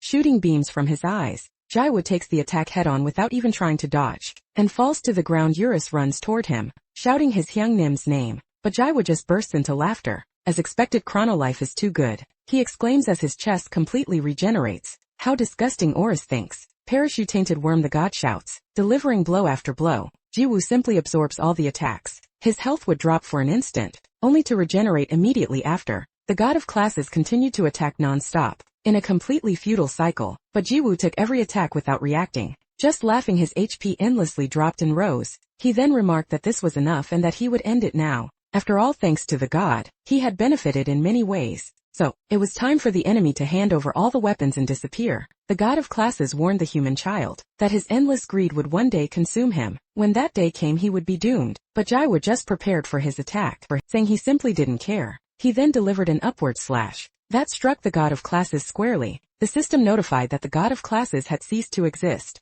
Reality began to fragment, shattering into dozens of pieces. The system informed him that the transcendent space would collapse, and that he would be forced to return to his original world. That world began to shrink until it closed completely. Back in the ordinary world of Chrono Life, a light suddenly reached the hill, bringing Jiwoo back to the ground. All the weapons fell to the ground around him. They were all kinds of transcendent weapons, and Jiwoo had become the owner of them all, from where they would always answer his call. A smile spread across Jiwoo's face, thinking that this would be great. However, Sarung was completely irritated. How dare that punk make her wait? She would never let this slide, no matter the excuse. Suddenly, a noise was heard behind her. Jiwoo placed his fingers on his forehead and said, "Hello, I'm back." His face was immediately met with a fist. She kicked him, complaining that she had said she would only wait a little while, but it was already night. Jiwoo apologized, saying he thought he would be back sooner, but some things had delayed him. In any case, he was here now. Sarang gritted her teeth and shouted that she was leaving. Jiwoo asked where she was going, and the girl replied that she was going to log out of the game. He just waved goodbye. Sarang gritted her teeth once more, but did nothing else. She warned him to log into the game tomorrow night at 7 p.m., which was when she got off work, and if he was late again she would take his life for real. Jiwoo watched her disappear from the game, commenting that she still did whatever she wanted. Horus then asked about that development. Jiwoo stood up announcing that he was also leaving, as it was already past midnight in the real world. The system asked if he wished to log out and Jiwoo confirmed. Outside in the identity room, Jiwoo walked out, as the attendant thanked him and asked him to come back another day. The protagonist let out a quick yawn. He thought the day had been great and that Chrono Life was really fun. Furthermore, he began to wonder how much he could sell the transcendent weapons. For being the first items of their kind, they would probably be worth a lot of money. However, he wondered if they were tradable items, as it would be a huge disappointment if he couldn't sell them. His attention was drawn to a shop behind him, and he wondered if he should get a bowl of gukbap. However, upon looking at his empty wallet, he decided against it. He continued walking saddened, thinking about how tired he was of being so poor. The game's monthly fee kept rising, and he would need to pick up more shifts at his part-time job. As he walked through the city, he suddenly stopped. Wait a minute, he muttered to himself, remembering Eurus mentioning that the total cost of the equipment would be 10 million, and that the rest of the set would reach 100 million won. An idea sparked in his mind. What if he could sell the game items and exchange them for real money? With this realization, Jiwoo turns and runs back to the identity room. All rankers in Chrono Life knew of a forbidden place. The intersection of life, the tomb of all mortals. It was the highest level hunting ground in the game's history, one that no one had ever managed to conquer. For unknown reasons it was kept secret, and it was there in the Valley of the Undead, Urus's domain, that Jaiwu now found himself. Urus, dressed in an impeccable butler outfit, welcomes Jaiwu to his home. The hunter, however, keeps walking and ignores him, a smile spreading across his face as he announces he'll be in his care. Urus agrees and asks Hyanim to enjoy himself as much as he can. Jaiwu declares that he was so blinded by revenge, he didn't even think to pick up the items he'd left behind, but today he would make good use of them. Urus the dragon just thinks to himself that he feels sorry for his friends. Suddenly a blast of energy descends upon the area. Amidst the smoke, Urus's army emerges, advancing on Jaiwu from all sides. Jaiwu smiles at that very moment. His life of misery was coming to an end. He was going to make a hell of a lot of money, because he was about to get rich. In an instant, the Valley of Ghosts, the highest level hunting ground, was completely obliterated by the stick strike. Turbot of Despair, Lapis of the Abyss, and Trishan of the Dawn, the three strongest in Urus's army, were erased from existence in the same manner with just 2 attacks. All the monsters in the valley were annihilated, and their weapons dropped to the ground. Valuable items rained down. Iris commented that it was all over in an instant, and that they had made out quite well. Jaiwu, however, questioned if it was really over, stating that it was just the beginning. Confused Boris asked what he meant. The hunter then pointed to the smoke, telling him to look as the monsters had already reappeared. This was a phenomenon where monsters, after being killed, would respawn after a certain amount of time. However, special entities like the two-headed dragon Yuri's did not. Jaiwu said it was his first time selling items, so he planned to repeat the process at least 100 times.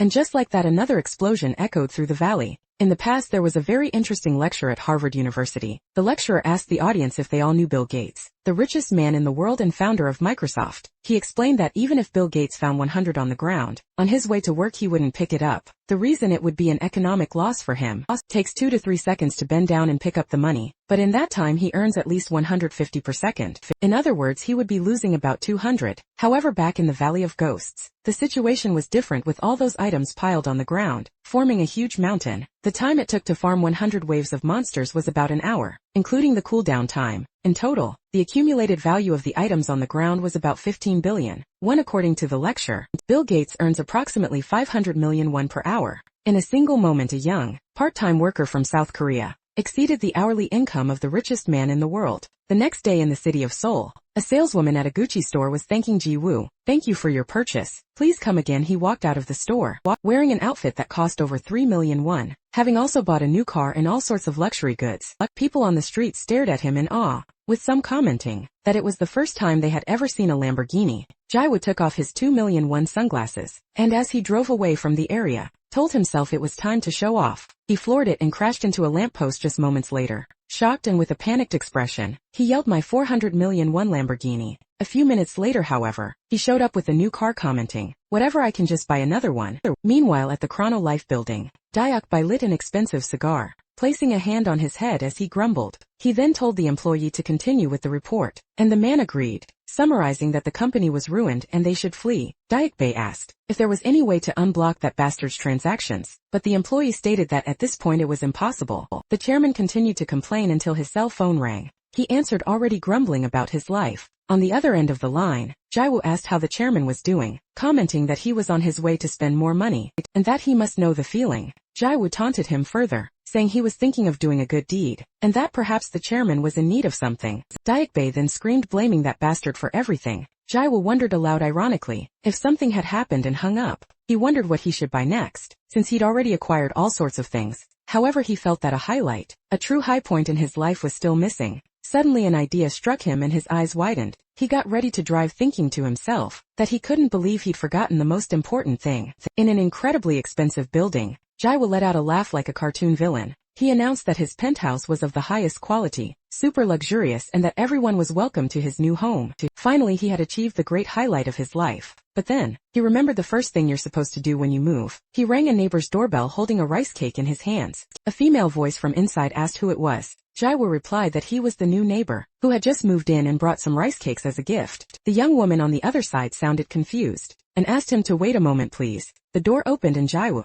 with a smile, began to say that he hoped they would get along. But he froze when he saw who it was. Apparently his new apartment hadn't been the real highlight. Sarang was standing in her doorway. They both stared at each other, instantly remembering the game. This was the highlight of Jaiwa's day. Back in the game in the Valley of Ghosts, a being approached, stopping before the entire army of Horus. The being simply extended its hand and with chilling indifference, destroyed the entire army, turning it to blood. The three strongest warriors of Urias's army appeared, calling him an arrogant human as they advanced on the figure. But the man simply stated that the stupid bastards couldn't even recognize their own master. He unleashed 3 spikes from his back, channeling his power in an instant. All of Urias's strongest warriors were pierced and annihilated. That monster began to absorb them like a leech, causing all the other monsters to panic. The being remained motionless, thinking that all must perish now. The 3 strongest of Urus's army could no longer respond. A system notification announced that he had absorbed the target's levels and stats. The data of Urus's strongest warriors had been completely deleted. The monster just stared at them with a cold expression, remembering the moment Urus lost his first head, and gritting its teeth at the memory. When Horus entered his soul form, he had wondered where his other head could be. The being then revealed its identity. It is the lost head of Horus, which exists to ravage humanity. He is Orican meanwhile, the most famous idol in the industry. Hansarang, whose name in Chrono Life was Amor, appeared. Jiwoo was stunned to see her, thinking that this was his first time meeting Captain Amor. In real life, Hansarang thanked him, saying she would eat it all. Jiwoo looked at her surprised, soon realized it was the famous Han Sarung, whom he hadn't recognized. The door closed and Sarung headed inside. Her Nuna asked what that was, and the idol replied that it was a rice cake the neighbor had given her. She glanced aside thinking she had seen him somewhere before. She then told her Nuna to eat and her Nuna thanked her. The two hadn't recognized each other, as their appearances in the game and in real life are completely different. The Nuna brought it up, saying she should hurry and change out of her uniform. Sarung complained, saying it hadn't even been 30 minutes since she got home from school. Her Nuna replied that she could postpone it if she wanted, but she had wanted to get the filming over with, so she could play the game. The idol remembered her arrangement to meet him, and announced she just needed to change her clothes quickly. The Nuna watched the scene with a smile, thinking that Sarung had obviously found someone special in the game. She wondered who the lucky guy could be, imagining he must be handsome to have stolen Seorang's heart. Inside the game, Jaiwa wondered where the monsters were. He wanted to know what had happened and if the minions had fled, but Urus asserted that it was impossible. Monsters are programmed to operate in a specific area, making it impossible for them to flee or escape. It was as if they had vanished without a trace. Jaiwa glanced aside thinking it didn't matter, as there were other places to hunt, and he could just go to another location to make money. Urus reminded him that he was supposed to meet that human, and he confirmed since it was almost time. The hunt was a bust, so it was better to leave soon. He complained that they were too far from the meeting point, but Iris looked back sensing that something was off. That was strange, a familiar, yet threatening spirit could be felt elsewhere in the mountains. Elrose, the giant level 190 snow serpent boss, being absorbed by Uraken's power. Her stats and levels began to drain away. The dragon salivated, but he knew it wasn't enough. He still wasn't where he wanted to be to destroy that human. He still had a long way to go. It was then that the goddess of life arrived with her angelic wings. He questioned how he had gotten so far, commenting that it was to be expected of her dear child, since he ate so much suddenly. Uraken's spike pierced her. The goddess was surprised. Uraken said it still wasn't enough, but that she looked delicious, and so he began to absorb her. The goddess of life begged him to wait, but she was soon completely consumed, collapsing to the ground formless. However, the system notified him that the absorption had failed. The goddess of life reappeared, saying she would scold him later, because you can't give mommy a scare like that. He even joked, asking if he was going through puberty. Uriken wondered if it was some kind of hallucinatory magic, as he was certain he had swallowed her. The goddess, however, said that wasn't important. The dragon concluded that she wasn't food he could devour, and demanded to know her true nature, since they both had the same scent. The goddess of life then pointed toward a city in the distance, telling him there was plenty of food there. She told him to eat as much as he wanted. Uriken began to salivate. The goddess of life maintained her smile, watching the dragon become crazed with obsession. He spread his wings and, as if in a trance, and declared that he was Oricon, and his purpose was to annihilate humanity. Then he flew far, far away. He landed atop a building in the city. The players around them wondered what the creature was, and what was happening. Without warning, one of the players was pierced in the chest by a spike, and absorbed in front of his girlfriend. In a panic, she cried and screamed in agony. All the other players were struck by the spikes, absorbed en masse by the dragon. A sickly expression crossed his face as he salivated, absorbing everyone's levels and stats. The players had become his food. Starting Village, a place where both beginners and veterans gathered, filled with new users and high-level rankers, was completely deleted by the dragon. At the Chrono Life Company, an employee burst through the door announcing they had a problem. They were receiving a flood of user complaints, from calls to customer service, to all sorts of reports and YouTube live streams. The support department was practically paralyzed. The team was checking the situation and asked them to wait. To be attacked by a monster and have your character deleted was crossing the line. Diakbai complained about the whole situation, sarcastically asking if Urakan had shown up yet, and if this wasn't fun. The employee asked how it could have happened. Diakbai ordered that from now on, they were to monitor only 2 characters, the first being Urakan in the burning city. The dragon stood motionless. The goddess of life commented that he was incredible, and that she hadn't imagined he would eat everyone, turning the city into a ghost town in an instant.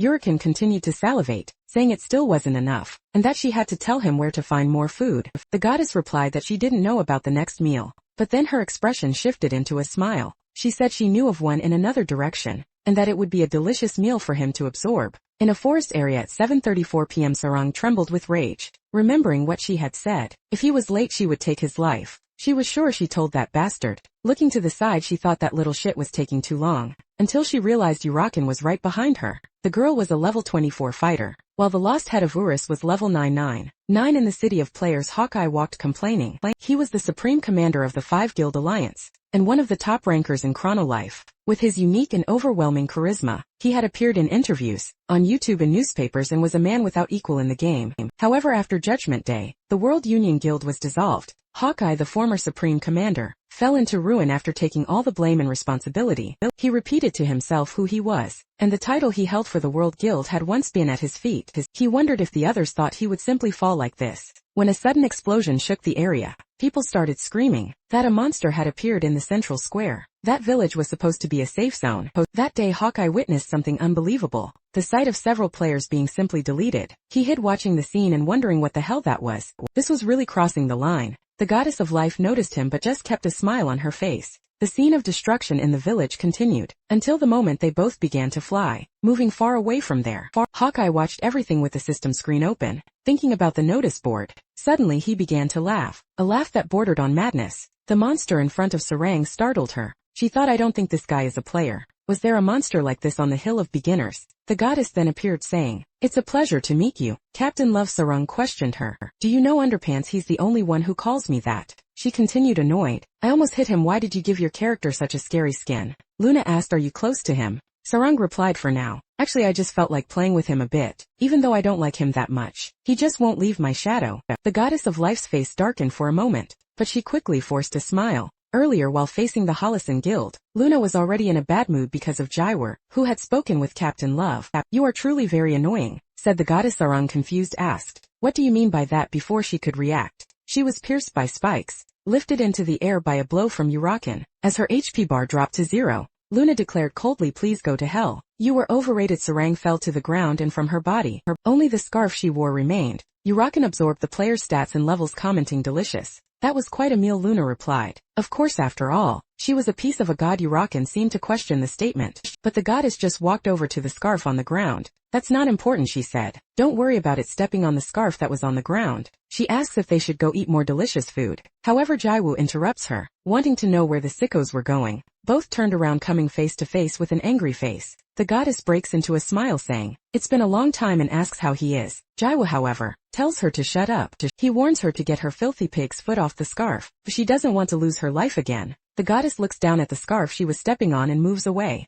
saying she's sorry and that she did it by mistake. Jaiwoo watches her coldly. He then turns to Urakan, calling him human with tentacles, and warns that the beating would start with him. Jaiwoo raises his staff high. A blast of power stronger than any ever seen is unleashed. The dragon's face lights up for an instant, before everything in its direction is completely obliterated. The energy blast pierces the planet's atmosphere, and continues flying through the galaxy. When the smoke clears, Jaiwoo is still standing. He says he'll let that woman escape just this once, and that the cockroach should run along. Luna questions how a cockroach could be as beautiful as her, and tells him to stop pretending to be strong, since he couldn't take her life anyway. She advises him to finish his job properly before worrying about her, as his enemy is still right in front of him. Chu looks in the direction of the attack, and sees Urakan flying towards him at full speed. Luna calls him my son, as the dragon readies its claws and strikes him with a blast of power. The blow causes an immense explosion. Urus despairs and shouts for his young Nim Hao. However, Jaiwoo remains standing, commenting that it surprised him. He questions what Urakan is and why he's fine, even after taking his attack. Oris asks if he's okay, and the protagonist confirms as his wounds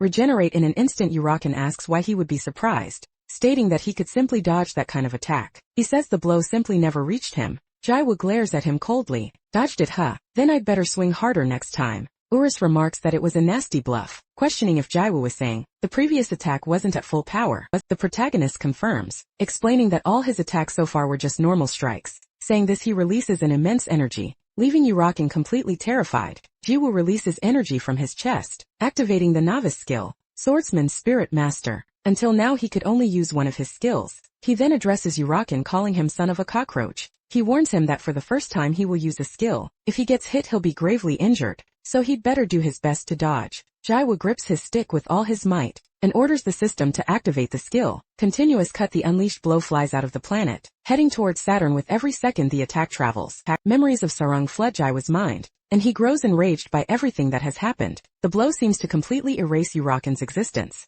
Before continuing on its path and piercing through Saturn, the planet initially begins to dissipate the shock waves, but it suddenly glows brightly and explodes, causing destruction on a planetary scale. And that was continuous cut, the most basic skill of a swordsman. Meanwhile elsewhere, a live broadcast was about to begin. Hawkeye appears on the screen, introducing himself as the Supreme Commander of the World Union. The chat immediately calls him a loser, demands he shut down the broadcast, but paradoxically the number of viewers only increases, with more people joining in just to threaten him. Streamer mode is a feature in the game, Chronolife, that allows users to broadcast their gameplay. Although any player could use it, it was disabled during Doomsday to ensure the operation's success. Because of this, the identity of the person they were looking for had not yet been revealed to the public. Hawkeye announces that he'll get straight to the point. One person against 3 million players. Realistically, it shouldn't be possible. He claims to have seen the company's notice board, which denied it was a bug or a hacker, but he simply can't believe it. He accuses the game company of treating its users like dogs and pigs, insisting they should investigate the case, as the complaint board was a mess, with reports of a monster that could delete characters. He calls on everyone who had their characters deleted to join his stream, as he is going to track down this monster. He promises he will expose everything today,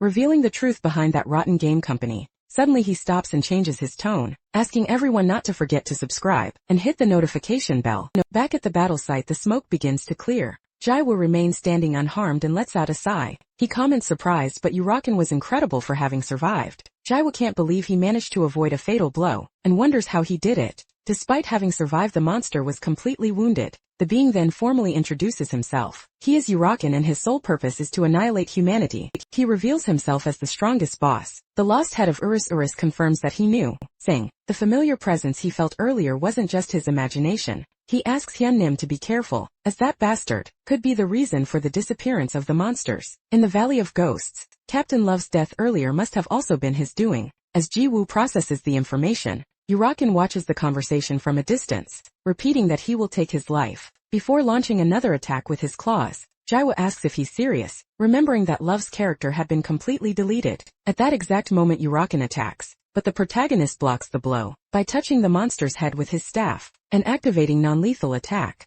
An immense explosion echoes through the area. Hawkeye runs toward the battle, shouting for everyone to stay alert. As he gets closer for a better look, Jiwoo spins his staff and strikes Uraken's abdomen, once again, using non-lethal attack and causing another massive explosion. Uraken spits blood, grunting in pain, but still tries to advance one more time. Jiwoo simply prepares another attack, this time using the burst attack version. Several blasts of energy strike the monster's body in succession, as Jiwoo continues to strike without pausing for breath. The final immense explosion erupts and Uraken coughs up more blood. From a distance, Hawkeye watches everything from beneath a tree. The other players wonder who could be fighting in such a high-level battle, but some feel they've seen that man before. Hawkeye, however, is simply in shock as the smoke clears. Jiwoo's identity is revealed. He was the man from the poster. Everyone is completely stunned. That was the guy who had caused Doomsday. Hawkeye remembers how he was utterly defeated, and everything that happened, thinking it was all that bastard's fault. I can't believe he's found his worst enemy, at the worst possible time and place.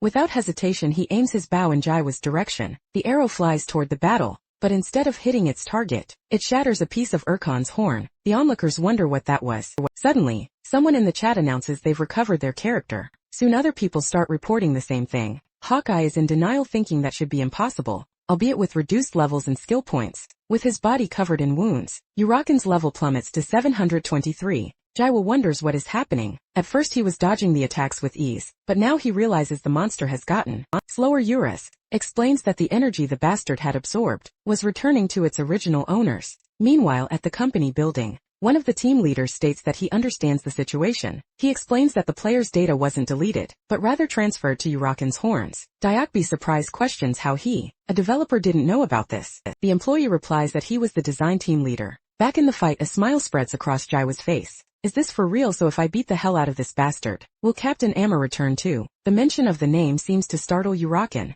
He grinds his teeth in rage and charges forward, screaming that Jaiwa is nothing but insignificant food. Jaiwa responds with a continuous attack. Using the non-lethal version of his skill, the blows land squarely, dealing immense damage to the monster. The system notifies that another stolen soul has returned to its owner, and Uraken's levels have been reduced again. Now he was at level 389. On Hawkeye's livestream, the number of viewers just keeps increasing. People in the chat comment that he was the guy who caused Doomsday. Player killer, however. Now they were getting their characters back thanks to him. Hawkeye, who had been watching with his jaw dropped, closes his mouth. He lowers his bow, giving up on attacking the protagonist. In the penthouse where Sarung lives, she watches the stream on her phone, already in her performance outfit. The viewers celebrate and cheer for Ji-woo. Sarung watches the scene also with her jaw dropped, and remembers when Jaiwa used to run after her, asking to be carried in the game. The girl reflects on how much he has changed back in the game. The smoke from the attack starts to clear. Uraken is kneeling on the ground, his body completely ravaged by the non-lethal strikes. His stats were now equivalent to those of a level 180 player. Jaiwa swiftly closes in. Yura's remarks that all the energy in the bastard's body is gone, causing him to revert to his original form. I can tell. Jaiwa replies, wondering how he should end this. Uraken just drools, unable to move, and tries to babble his own name. Suddenly he launches a final spike which impales the protagonist. It's a direct hit. Everyone watching the stream is completely shocked. Horace's jaw drops while Uraken opens his mouth in a triumphant roar. Uraken screamed that he was a creature destined to annihilate humanity, as Jaiwa's levels were absorbed as if by a leech. Desperate Eurus tried to call out to his young Nim, screaming. As the protagonist was torn in half, Uraken continued to absorb his target's level. What was left of Jaiwa fell to the ground like a twig, and the monster's horn began to grow back. He then burst into laughter, shouting that it was delicious, and that it was his first time having such a fine meal. His level reached 999, but Uraken declared that it wasn't enough. His hunger would never be sated, for he was Uraken the gluttonous. Horus approached what was left of his friend. Kneeling beside him, he broke down in tears, calling out for his young Nim. Suddenly the hidden skill healing factor was activated. Uraken felt an immense growth in his belly and began to suffer. His belly started to crack, forming a face that stretched out from the monster. Turning to stare at him coldly, the face gave a smile that left Uraken completely terrified. The creature screamed in agony, while the protagonist just laughed at the situation. A piece of Diakbi's cigar fell to the ground. Everyone wondered what that disgusting thing was. From above, Luna watched everything. Completely astonished, Jiwoo continued his chilling laughter, saying that this was quite fun, and that Uraken looked like an earthworm. Eurus questioned if it was really him, and the protagonist confirmed it. Uraken gritted his teeth in anger, screaming that Jiwoo was the child who existed only to annihilate humanity, and once again calling himself Uraken the gluttonous. But his shouting suddenly stopped. Jiwoo began to absorb his belly, using the matter to form his own body. His form began to reshape itself, startling Urus. Uraken could only groan in pain as he was being sucked in. Jiwoo stepped onto the ground, completely reformed the enhanced skill healing factor. Recovery ensured that all damage taken was instantly recovered. With the activation of the healing factor, all absorbed cells are restored to their original owner. Jiwoo wondered what the point of that was, since most of his own cells had fused with Uraken, making Jiwoo part of the monster's body, and reducing him to a mere organ. However, the process reversed. Uraken was also absorbed by the healing factor, and Jiwoo simply expelled him with a burp. As a result, a hidden skill is acquired, Gluttony, which allows the user to absorb a target's level and stats. By eating them, Luna asked if it was over. She commented that it wasn't what she expected, but it was quite fun to watch. Joe noted that she seemed happy even after he had taken her son's life. The girl explained that he was evil and that it was all metaphorical, as she hadn't actually given birth to him. For his information, she was 21 years old, the same age as him. Surprised, Jiwoo questioned how she knew that. Ignoring the question, Luna simply summoned her scepter, moving it to the side after giving Jiwoo one last smile. She opened a dimensional portal, asking rhetorically, who knows? Immense claws pierced through the portal, revealing the hand of an absurd creature. Jiwoo was completely shocked. Luna walked to the top of that hand and said her goodbyes, saying she would see him around and calling him for the last time. Mr. Loser meanwhile, at the company Diet cigar fell from his mouth. He ordered them to handle the situation by posting a notice about a reward event, and to continue monitoring what he had requested earlier. Remarking on how entertaining the situation with Urakan was, he gave a new directive from now on. They were to focus their monitoring on just two people, one of them formerly Urakan and the other Luna. Back in the old starting village, players raised their hands high, glorifying Jiwoo's deeds and shouting that he was a hero. Some people played trumpets, calling for all residents of the starting villages to hail their game's hero. Jiwoo put a hand to his head, being dramatic. He wondered who had revealed his secret and his strength, ruining any plan to hide his power. Hawkeye's livestream peaked at 235,000 viewers, and clips of the event spread across various communities like YouTube. Amid the praise, an elf shouted for them to stop talking nonsense, as that bastard would never be a hero. He accused him of being a mass murderer, who had taken the lives of 3 million players in a short time, and that praising the most wanted criminal was insane. Hawkeye, however, interrupted him, questioning if taking players' lives wasn't the same as deleting characters, and telling him to stop talking nonsense. With just one broadcast, Hawkeye became a popular streamer, being in fact the one who benefited most from the whole incident. Someone suggested that since he seemed to work alone without a guild, he should join the Justice Guild. The other people there also asked the hero to join their guilds, promising that he would be treated very well if he joined them. Jiwoo got scared by all the attention, and fled from the crowd that insisted he join them. Yuri joked, saying that Hyungnim had become quite famous, and that he should have stopped hiding his power much sooner. Jiwoo, annoyed, told him to shut up suddenly. He bumped his head on a golden statue. He stepped back, wanting to know what the hell that was, and came face to face with a full-body statue of himself. Both Eurus and Jiwoo had utterly terrified expressions. He asked what that was, pleading for it not to be him, but Eurus just confirmed that it was Hyungnim. Wong appeared behind him and asked if he liked the statue. He emerged with his guild, all of them wearing only underwear and a cloak. The man said it was worth spending a fortune to make this tribute. He really enjoyed Jiwoo's performance, and just as he thought he truly is that guy. Wong then asked if he wasn't the one who caused the doomsday, explaining that after that day, he was so impressed that he had the statue built. Joe denied it, confused by his reaction. Besides, he wanted to know why everyone was in their underwear. The chairman explained that they had used everything they had to build the statue, and that the thing had cost over 20 billion. Just then the townspeople shouted that they had found the hero. Jiwoo started running again and told the old man not to follow him. Meanwhile, in Hansarang's penthouse, she sat on her bed, head bowed, reflecting on everything that had happened. It should all be obvious to her now. The monsters disappearing the moment she opened her eyes, and the bear rabbit that was crushed with a single blow. Even her gauntlets, which had been stolen by the Hales and Guild. He must have recovered them and given them to her. After finding the guild, she wondered why he did it. Why he pretended to be weak. Why did he deceive her with a look of dread? She remembered when her teddy bear was destroyed on the floor. She was just a child in front of her father, crying in fear, scared of everything. Girl had a breakdown, remembering how he had deceived her. As she tried to take off her glasses, in the end she put them back on her face and continued to tremble. Sitting on the bed later in the game city, Jiwoo wore a tired expression. He commented that the people had finally calmed down, and that this must be the life of a famous person. Boris, however, warned him that people were still staring at him. Jiwoo then wondered if it felt like they were forgetting something. He felt he had forgotten something important, but was surprised that he couldn't remember what it was. Han Sarung was now standing in front of him. Jiwoo called out to her, asking if she had finally reappeared. He remarked that it was no wonder he'd felt something was missing. He figured it was because she wasn't around. The people around them wondered who this girl, the hero, was calling out to was. No one was sure, as it was the first time they had seen her, but somehow she looked familiar. Jiwoo remembered the scarf. "I got this for you," he said, wrapping it around the girl's neck. He explained that he got it after taking the Urakan's life, but quickly corrected himself, saying he had picked it up along the way, that he'd found it on the ground. This, however, only irritated Hansarang even more. She trembled with rage. "Don't make me laugh," she said. "That's not true." "Why are you lying? What do you mean?" Jiwoo asked. "I don't know how to lie." Hansarang trembled once more, this time with anxiety, and gritted her teeth. "Underpants," she called him. "Weren't you the guy who delivered rice cakes to my house?" Jiwoo was confused, wondering what she was talking about, but then he realized what had happened, remembering the moment he delivered the rice cake to her. He was in complete shock. "It can't be," he murmured. "Captain Love was Han Sarung." The girl then confirmed it,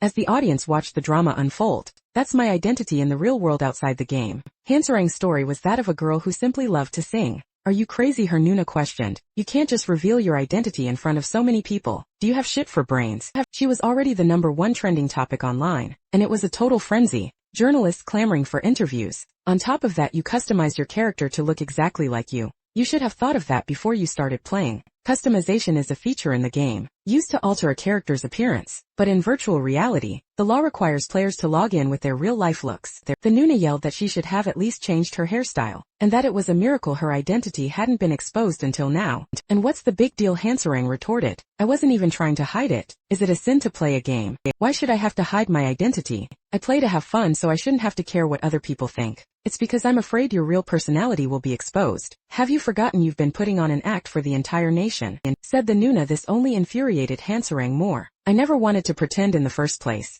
She yelled, you're the one who forced me to do it. I told you from the very beginning I didn't want to lie, because I hate deceiving my fans. Then she slammed her bedroom door shut. The Nuna just grumbled that she was such a stubborn girl. Hansarang grabbed the virtual reality headset and quickly put it on. The system activated the device and scanned her iris. Trembling girl slowly began to calm down. The system announced that the authentication was complete, connecting to chrono life in the past. A school playground. Hansarang hummed a tune about who drinks from the mountain spring. At dawn a rabbit rubbed its eyes awake, but instead of washing its face, all it did was drink. Hansarang discovered her talent for music at a young age, and surprisingly debuted in the industry when she was only 5. Genius prodigy, a heaven-sent singer, or even a reincarnation. That's what they called her. Her debut was more glorious than anyone else's. However, a tragedy struck as if it had been waiting for the right moment. Her flower meant to bloom gloriously, was trampled by filthy corporate adults, and the very people who should have protected her the most were her own parents, of course. The reason was money. It was an all too common problem,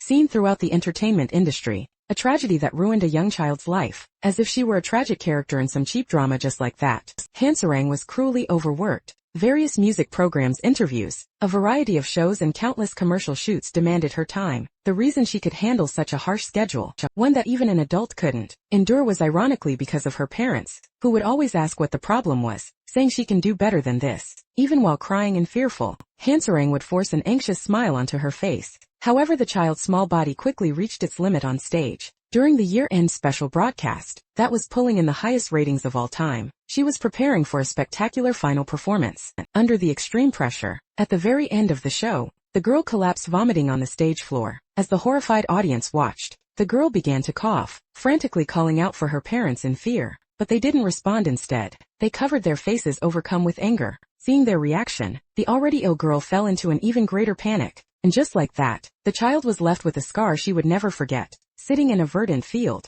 Hansarang reflected on her life. As she gazed at the landscape, she remembered the protagonist putting the scarf around her neck, and instinctively clutched it. Then Jiwoo found her, saying he'd finally located her. The girl spun around, startled. The protagonist explained that a gut feeling had led him there, and asked why she had suddenly run off, admitting he'd been worried. In response, Hansarang simply told him to get lost. Jiwoo was completely confused by her reaction. He asked what was wrong, and Eurus commented that she must be angry. The Hyungnim didn't understand that she was furious because he had deceived her by hiding his power. Jiwoo asked what he should do now, and Eurus advised him to apologize since lying to her had been wrong. The protagonist starts to cough a little, calls for the girl and apologizes. He explains that he never meant to deceive her, and had planned to tell her the truth eventually, but the right moment never seemed to come. Hansarang clutches the scarf in her hands, stands up, and asks if he really thinks a simple apology will fix everything, especially after he lied so easily. Jiwoo asks what she means by that, but his confusion turns to panic as a griffin swoops down from the sky and seizes her. The girl was in danger. Jiwoo screams her name in desperation as he watches the creature take flight. Riding the griffin, a figure asks if he grabbed her too forcefully, saying he didn't want her to pass out. Boris is utterly shocked, immediately recognizing the man. Jiwoo yells, asking who the bastard is and demanding he come back. The man ironically apologizes to the Mr. Hero, explaining that certain people wish to meet Miss Hansarang, and so he'll be borrowing her. The protagonist curses at him as he draws his staff. Horace shouts, warning his Hyungnim not to attack recklessly, as the man is extremely powerful. Ignoring the warning, Jiwoo unleashes an upward strike, releasing a powerful blast of energy that surges toward the man. On the griffin, however, the kidnapper merely sighs and activates his ability, 8 sights and 8 mirrors. Using the 5th sight reflection, he turns the protagonist's own attack back against him. Jiwoo was still in his attack stance when his own blast came hurtling back at him, leaving him completely stunned. The energy hits him head-on. The explosion is so powerful that the shockwave devastates the landscape and extends beyond the atmosphere. Everything to Jiwoo's right is annihilated, including his own arm. Eurus screams for his Hyungnim, desperately asking if he's alright. The protagonist had just sustained a critical injury, and his healing factor activates immediately. A new arm grows in its place. Jiwoo looks up, filled with rage. Eurus asks if he realizes now that this person is no ordinary human. Man's name was Habiek and he is in existence just like Eurus. Jiwoo questions if in that case he shouldn't be a weakling. However, Habiek's mirror shatters. He is completely surprised by this, but soon a smile spreads across his face, as he says that Jiwoo is truly incredible, the first to break his defense since that person. However, he declares that a mere human does not deserve to possess the fragment of a god. In a hidden tower in the western forest, Hanserang wakes up and quickly backs away, demanding to know what the hell was going on, who he was, where she was, and why she'd been brought here. Habak tells her to calm down, assuring her that he means no harm, and that there are people who wish to meet with Miss Hanserang. The girl asks who that could be, but two people approach. Hanserang is completely shocked, recoiling by pure reflex with a frightened expression on her face. She recognizes who they are. Her father and mother. She remembers the events on stage, how her parents had simply hidden their faces.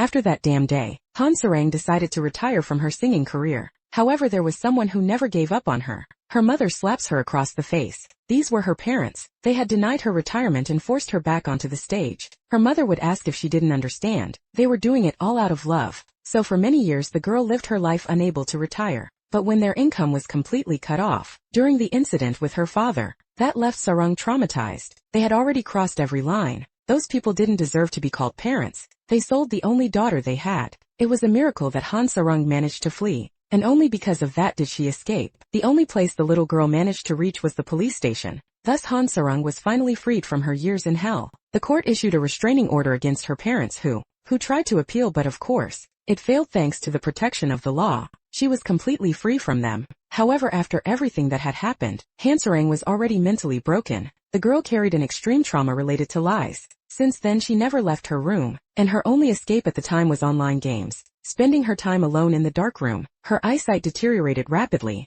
and she had to start wearing glasses. Because of the memory of those days, she still gets anxious in real life if she takes off her glasses. The day she stepped out into the world once more will be told a little later. Back in the present, Hanserang is with her parents. She trembles with pure anxiety, asking about the restraining order. They reply that they entered the game after seeing an article, saying she played Chrono Life. They say it still would have been difficult to find her on their own, but fortunately someone helped them this time. Bayek simply says his goodbyes, telling them he'll step out for a bit so they can talk freely, and immediately disappears from the spot. Sarang's mother says she's grown up so much. They had only seen her on TV, but it was so good to see her, even if it was in virtual reality. She laments how cruel the world is, for using the law to separate parents from their daughter. Hanserang begins to have a breakdown, grinding her teeth in anguish. Then she asks what they want and says that if it's nothing, she can just log out. Her mother shouts that they are very sorry. She says they've wanted to apologize for some time, and that they were too harsh that day. She asks if So-Rang could forgive them if possible, because they want to have a happy life with her once again,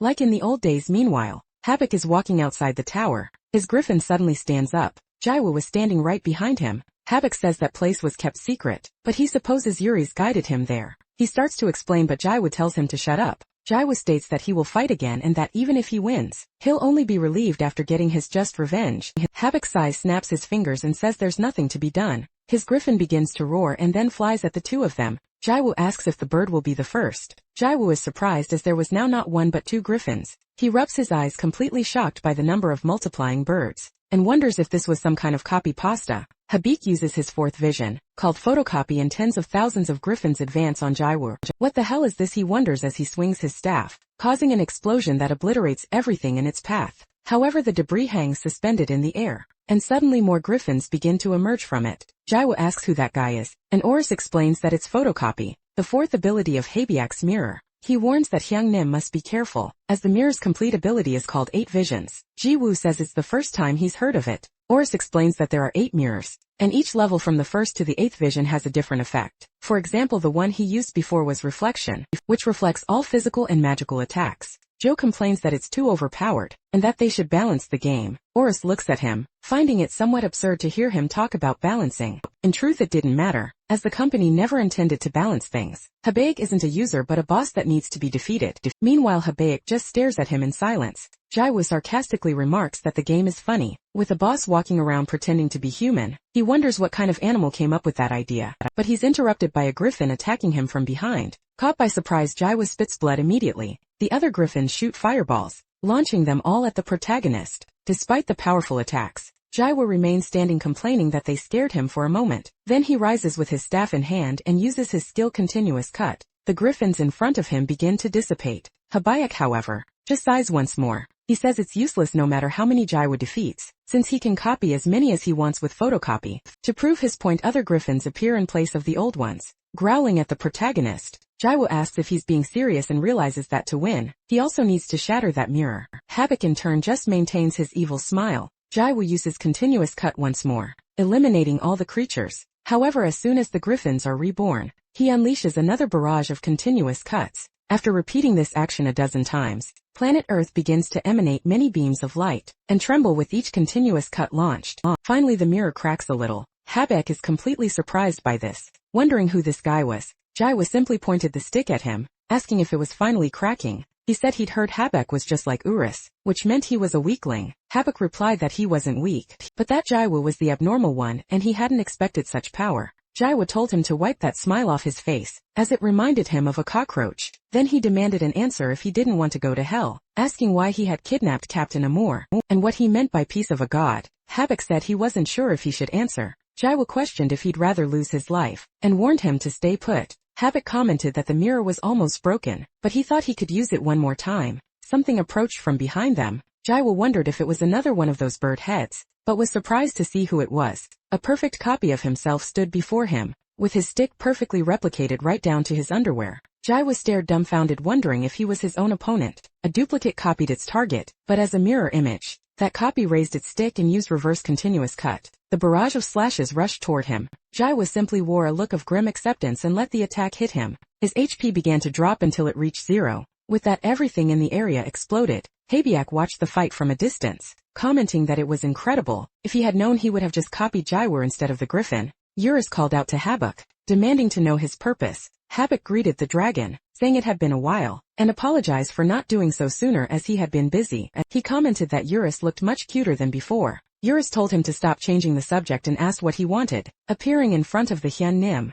he wanted to know if that person had sent him. Habak called Urus by name, and asked if he could pinch his cheeks just once, to which the dragon called him a piece of shit. Suddenly something on the ground began to grow. The pieces of flesh writhed rapidly, taking on a sinister form. Habaya questioned what it was, while Urus wondered if everything was starting all over again. The healing factor activated and Jaiwo's health was fully restored. He walked forward fully recovered, but his body still twitched like a character from a horror movie. Suddenly the newly formed figure called out to Habayak. Startling the villain, Jaiwo's copy appeared behind him. Jaiwo turned and said, "There you are. You damn imposter." The copy just stared at him in silence. Boris commented that the clone looked even more like a fake than the original, but Jiwoo told the dragon to shut up. The copy grips his staff tightly and unleashes a downward slash against the protagonist. The blast of energy flies at high speed. Jiwoo just sighs at the attack and, returning to his original form, also wields his staff, countering with an upward slash. The two powers collide violently. Everyone watching the fight was stunned. It was as if two opposing forces were colliding on the planet. As the smoke begins to clear, the two Jaiwas charge at each other, gritting their teeth and screaming in unison. Their powers clash along with their staffs, which move at a blinding speed. The shock waves from the blows reverberate throughout the area. The protagonist focuses all his strength into his attacks, while his copy does the exact same. Both use their skills simultaneously, unleashing the continuous slash once more. The attacks explode, devastating the western forest. As their blue and red auras of power collapse into each other, Jaiwoo employs immense force, reliving the same sensation as before, and the clone also unleashes his full power. With the final blow, the protagonist lets out a furious roar and their attacks collide, exploding everything once more. Both Jaiwoo and the copy are surprised by the result. As their power explodes a chunk of the earth, Habayak and Urus cover their faces. The water god says that since they both hit each other's heads, the blow must have destroyed them both, but Urus just calls out for his Hyung Nim. The smoke from the site begins to clear, revealing both the copy and the protagonist, writhing on the ground as shapeless masses, using their healing factor to become human again. Habak comments that while they aren't insane, it seems this is the only way they can recover. Both return to their normal forms and charge towards each other, their forces colliding once more. The blue and red explosion engulfs the mountain. As their spectators continue to watch from a distance, Yuri says, "It was about time." Habak answered why he was hindering Hyung Nim, and why he kidnapped Captain Love. Habayak keeps a smile on his face, saying that as expected, Urus knows nothing and tells him to pay attention to the others. He continues, stating that not even that person can act carelessly around him, the strongest being in Chrono life. This was the proud Urus. Habayak then says he would also like to ask something. Why was Urus, who never had any interest in anything in the world, accompanying a mere human? Why? Urus repeats, wondering if Habayak still hadn't realized. His colleague says that in any case, Uruz has misunderstood several things and that he can rest assured, as he wants nothing to do with Mr. Hero. The objective was only the peace of God. Uruz questions if he was talking about Captain Love. Abiyak starts laughing, asking what he was talking about, since a human would never have such value.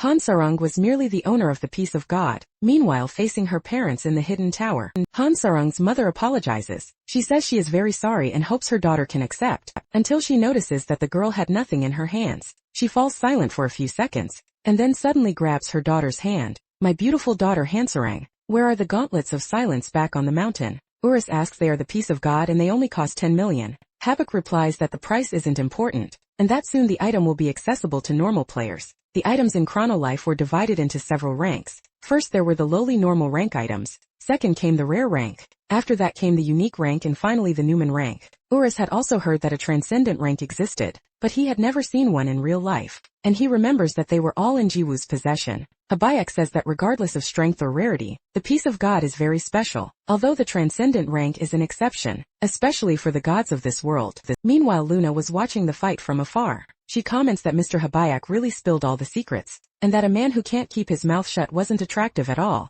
asking if that wasn't true. Beside her, Agat eats a sandwich and reveals that this was nothing new. Everyone already knew, since Luna herself had also been collecting pieces of God since she arrived at the Hallison Guild. That night that thing referred to the Gauntlets of Silence. Luna says that as expected, he had known all along. The god asks if she thought Urakan could absorb the peace of God. The goddess of life agrees and says she pretended to be calm, but the result was different from what she was thinking. Suddenly an even larger explosion erupts. Jiwoo and his clone's powers collide. Jiwoo begins to feel the effects of fatigue, but his clone does not then. With a precise strike the clone attacks. Jiwoo quickly realizes what's about to happen, but he's struck by a slash across his chest and thrown far away. Uruz calls out for his Hyung. Nim Habeek explains that their stats and control are identical, but there was a clear fatal difference. The difference between a user and a bot. Unlike the hero, the copy won't make any mistakes due to fatigue management. Thus the tide of battle will likely turn. Uruz flies toward his Hyungnim. Habak just sighs at the sight. Jiwoo's body dissolves into goo on the ground,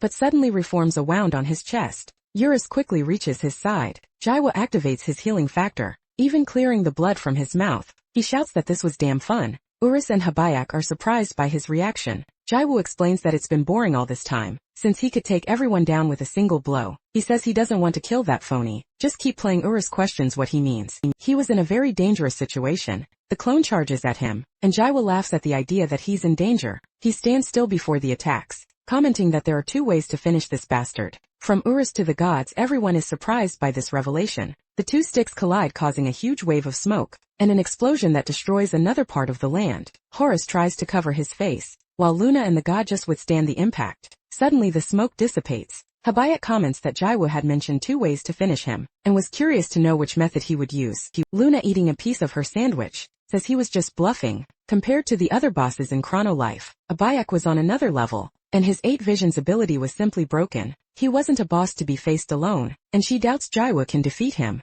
Jiwoo then reveals that the first method was to simply destroy the planet. Luna and the god become completely apprehensive, but the protagonist explains that if he destroyed the planet and ended the game like last time, Captain Love would return to the starting village, and this phony would disappear. However, he's not really in the mood for that and prefers to try something new. The two gods are slightly relieved. Meanwhile Diak Bey bites his nails, begging for him to get on with the second method, clearly the most anxious about the situation back in the hidden tower. The mother asks her daughter where the gauntlets of silence are, asking her to be honest and promising she won't get mad. The father intervenes, saying Habak would give them a lot of money if they got the item. He claims they aren't asking for much, and that for bringing her into the world, she owed them this. Hansarang replies that she doesn't know either, as she lost them a while ago. Her father steps closer, questioning if she hid them. Hansarang denies it, insisting that's not what happened, but he brutally strikes her across the face. Her father calls her an ungrateful brat, shouting that they tried to endure it when she ran away. He says she was a waste of money, and must have forgotten who did everything for her, demanding to know where his money is. Back at the battle, a magic circle forms beneath Jiwoo.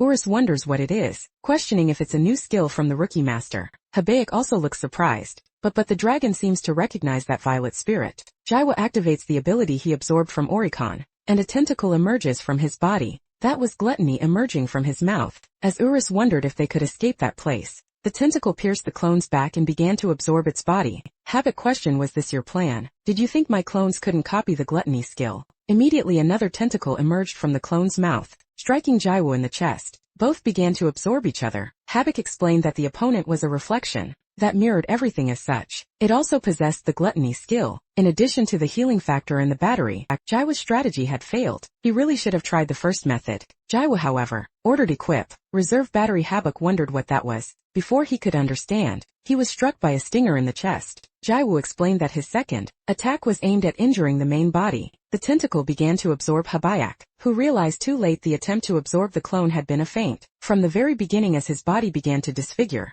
the clone started to falter, disappearing shortly after. Jaiwoo said, "I knew it. If the main body suffers a fatal wound, the clone disappears. It was fun fighting you. You bastard, but now goodbye." Habak continued to be absorbed relentlessly, but he began to resist, managing to sever the tentacle. Jaiwoo was surprised by the reaction. The mirror bled along with Habak. He gripped the artifact tightly, shouting, "You bastard. I didn't know I'd be cornered like this. It's a shame, but I have no choice but to give up the piece of God." The gauntlets of silence. The god was surprised, questioning if the piece of God hadn't already been absorbed by Urakan, and if Habak was unaware. Luna denied it, admitting she hadn't told him. Habak flew high into the air, announcing he would retreat for now. Jaiwoo retracted his tentacle and taunted, "How dare you leave? You're just a loser, giving yourself permission to flee." "You're right," Habak agreed. "The loser should run with his tail between his legs." With that, he threw the mirror toward Jaiwoo, who acquired the artifact imbued with one of the 8 visions. Jaiwoo questioned the gesture, and Uraz was surprised that Habak had given him the item. Habak told him to accept it, considering it a reward for defeating the raid. He explained that it wasn't a formal reward, but something he would have given him anyway for being spared. Joe asked why he would do that, since he could get better items by taking his life. Habak agreed, but explained that he needed to be alive for the mirror to work, which was why it was better to let him live. With that, he bid farewell and left. Ownership of Habak's mirror was transferred, and Jaiwoo was now its new owner. He, however, just shrugged, thinking it didn't matter. His main objective in the first place had been Captain Love, not the man with the mirror. Inside the hidden tower, in the same room as before, Hanserang's father continued to assault her. He yelled that she was an ungrateful brat, and had no idea of the suffering they had gone through because of her. He demanded that she obediently listen to her parents, calling her rebellious, and asked if she had forgotten who brought her into this world. The girl fell to the floor, keeping her head bowed. The old man sighed, tired, but then a smile spread across his face. "That's right," he said. "Now that it's come to this, we no longer need the gauntlets of silence. From now on we can just take the money from him." Hanserang thought she couldn't take it anymore. Her mother approached and said this was a game, and that the court's protective order didn't work here. She couldn't even run away. As Hanserang clenched her fists, her mother commented that their family would be together forever. The girl, however, simply pleaded in her thoughts for someone to come and free her from this hell. "Are you guys idiots?" Jaiwoo's voice interrupted the scene. "She can just stop playing the game." Everyone turned in his direction. The mother questioned who he was and how he dared to interrupt them. "Underpants guy," Hanserang thought. Recognizing him, the father recognized him too. "It's the guy from the video, that useless bastard who was touching Sarang." He yelled but was struck before he could finish the sentence. Jaiwoo had used his skill to attack without taking a life. "Even if I'm rude, I'm at least polite to my elders," he said. "Of course, selfish old geezers like you are an exception." Uras, watching, wondered if Jaiwoo hadn't been just as informal with the Ajusis from the Holosan Guild were Sarang's parents. The father shouted, recovering bullshit. Jaiwoo retorted, "In what world do parents beat their children and extort money from them?" The mother intervened, asked Sarang herself. "We really are her parents." Jaiwoo sighed in frustration. "I hate it when people bring reality into the game. There's no point in playing video games if it's going to be like this." The mother said, "That's why kids who play video games these days are like this." Jaiwoo turns to Captain Love. "Why are you just sitting there after taking a beating like that?" The girl turns to him. "Don't hold back. Go all out. You have the highest level here." Sarang is surprised by his words. "They really are my parents. How disgusting being realistic in a game." "That's pathetic," Jaiwoo says. "Just by looking at them, I can already tell what kind of family you have. But if you're going to be a loser in here too, and run away like you do in real life, then why are you even playing?" Sarang grinds her teeth. "What do you know? You little brat, you don't know anything," she shouts, crying. "I've been enduring it all this time." The mother lunges forward to slap her. "What do you mean, don't you know we're the ones who've been enduring it? Whether it's in reality or in the game, we're still your parents." Sarang grinds her teeth once more. Jaiwoo comments in disbelief that her mother is truly heartless for trying to strike her again. "Goodbye." Captain Love is very strong. Even without a weapon, with her bare hands, her punches will hurt a lot. Encouraged, Sarang runs toward her mother, who backs away, frightened and grinding her teeth. Bad memories from her childhood flood the girl's mind. Sarang charges forward with a clenched fist, crying, and lands a direct hit on her mother's face, sending her flying from the impact. Sometime later Sarang appears in an interview about her, a famous idol being a player of the game. Yes, that's me. I've been enjoying Chrono Life a lot all this time. The interviewer comments that the game is quite realistic, and asks if she doesn't mind taking the life of even a rabbit. Of course I can pummel the monsters. It's a great stress reliever. She replies. The idol had completely overcome her trauma, and now lives comfortably. Her anxiety disappeared, and she doesn't even need to wear glasses anymore. The interviewer observes that's the opposite of how you normally are. The opposite. Hansarang repeats. Maybe the way I am in the game is who I really am. The audience blushes at her declaration. Sarang continues, but who cares about things like that? Who I really am. If you're looking for reality in a game, then there's no reason to play. In his house, Ji-woo watches the interview on TV. Jo sighed, wondering if it was because of her cool and honest answer that she now had so many more fans, all supporting her. He supported her as a fan too. The media's narrative was perfect. The idol Hansarang, who overcame her trauma, had left the world of gaming to live happily in reality.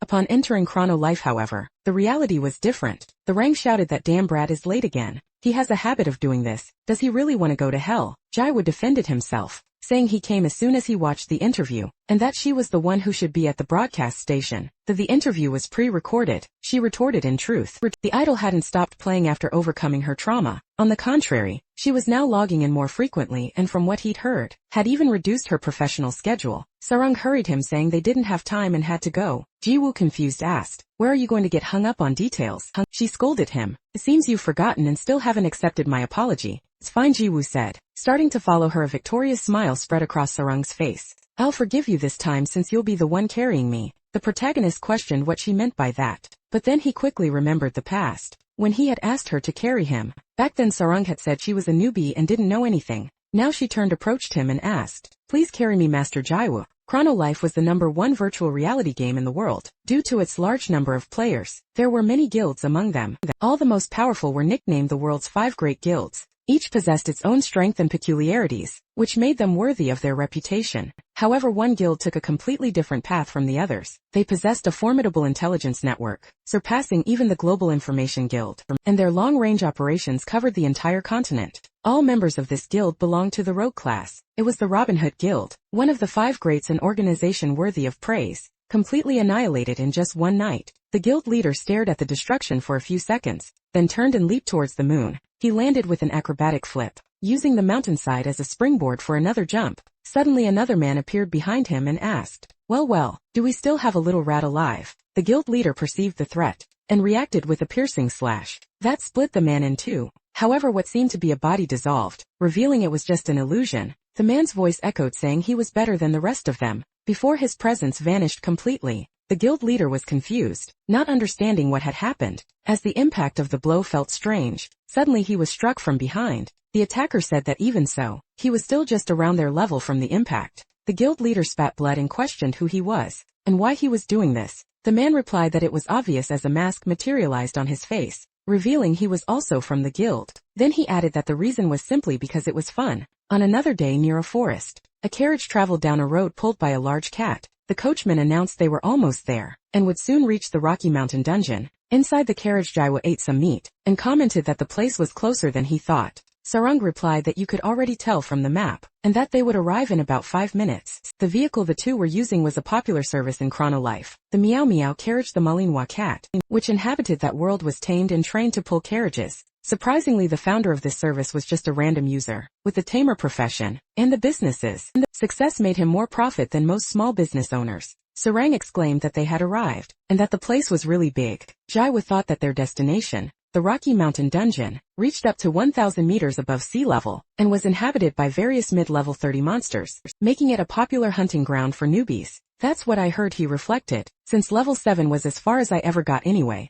After that long introduction, the reason they were there was to carry Hansarang at the time. She had been more serious than he imagined, and somehow he ended up in this situation. He wondered what level he would have to carry her to, thinking it would be better to go straight to the Uranus nest, and max out her level. His thoughts were interrupted when he looked at the girl's hands, and remembered something. He said he had prepared a gift for her. Sarang questioned the sudden gesture. Jaiwoo then summoned an item from his inventory, bringing back the transcendental gauntlets. Joe explained that he had forgotten the gauntlets last time, and since he already had a pair, he thought of giving them to her as a gift. Han Sarang blushed at the gesture and suddenly began to cry. She thanked him, saying it had been a long time since she had received a gift. The protagonist questioned if she was serious, since as a famous person she should receive plenty of gifts. Sarang, however, replied that it wasn't the same thing, and Jiwoo chuckled, agreeing with her. Hugging the gauntlets, Sarang thought to herself that it was truly obvious. He wasn't the same as before. She then thanked him once more, promising she would make good use of them. However, she remembered something and asked for his character's name.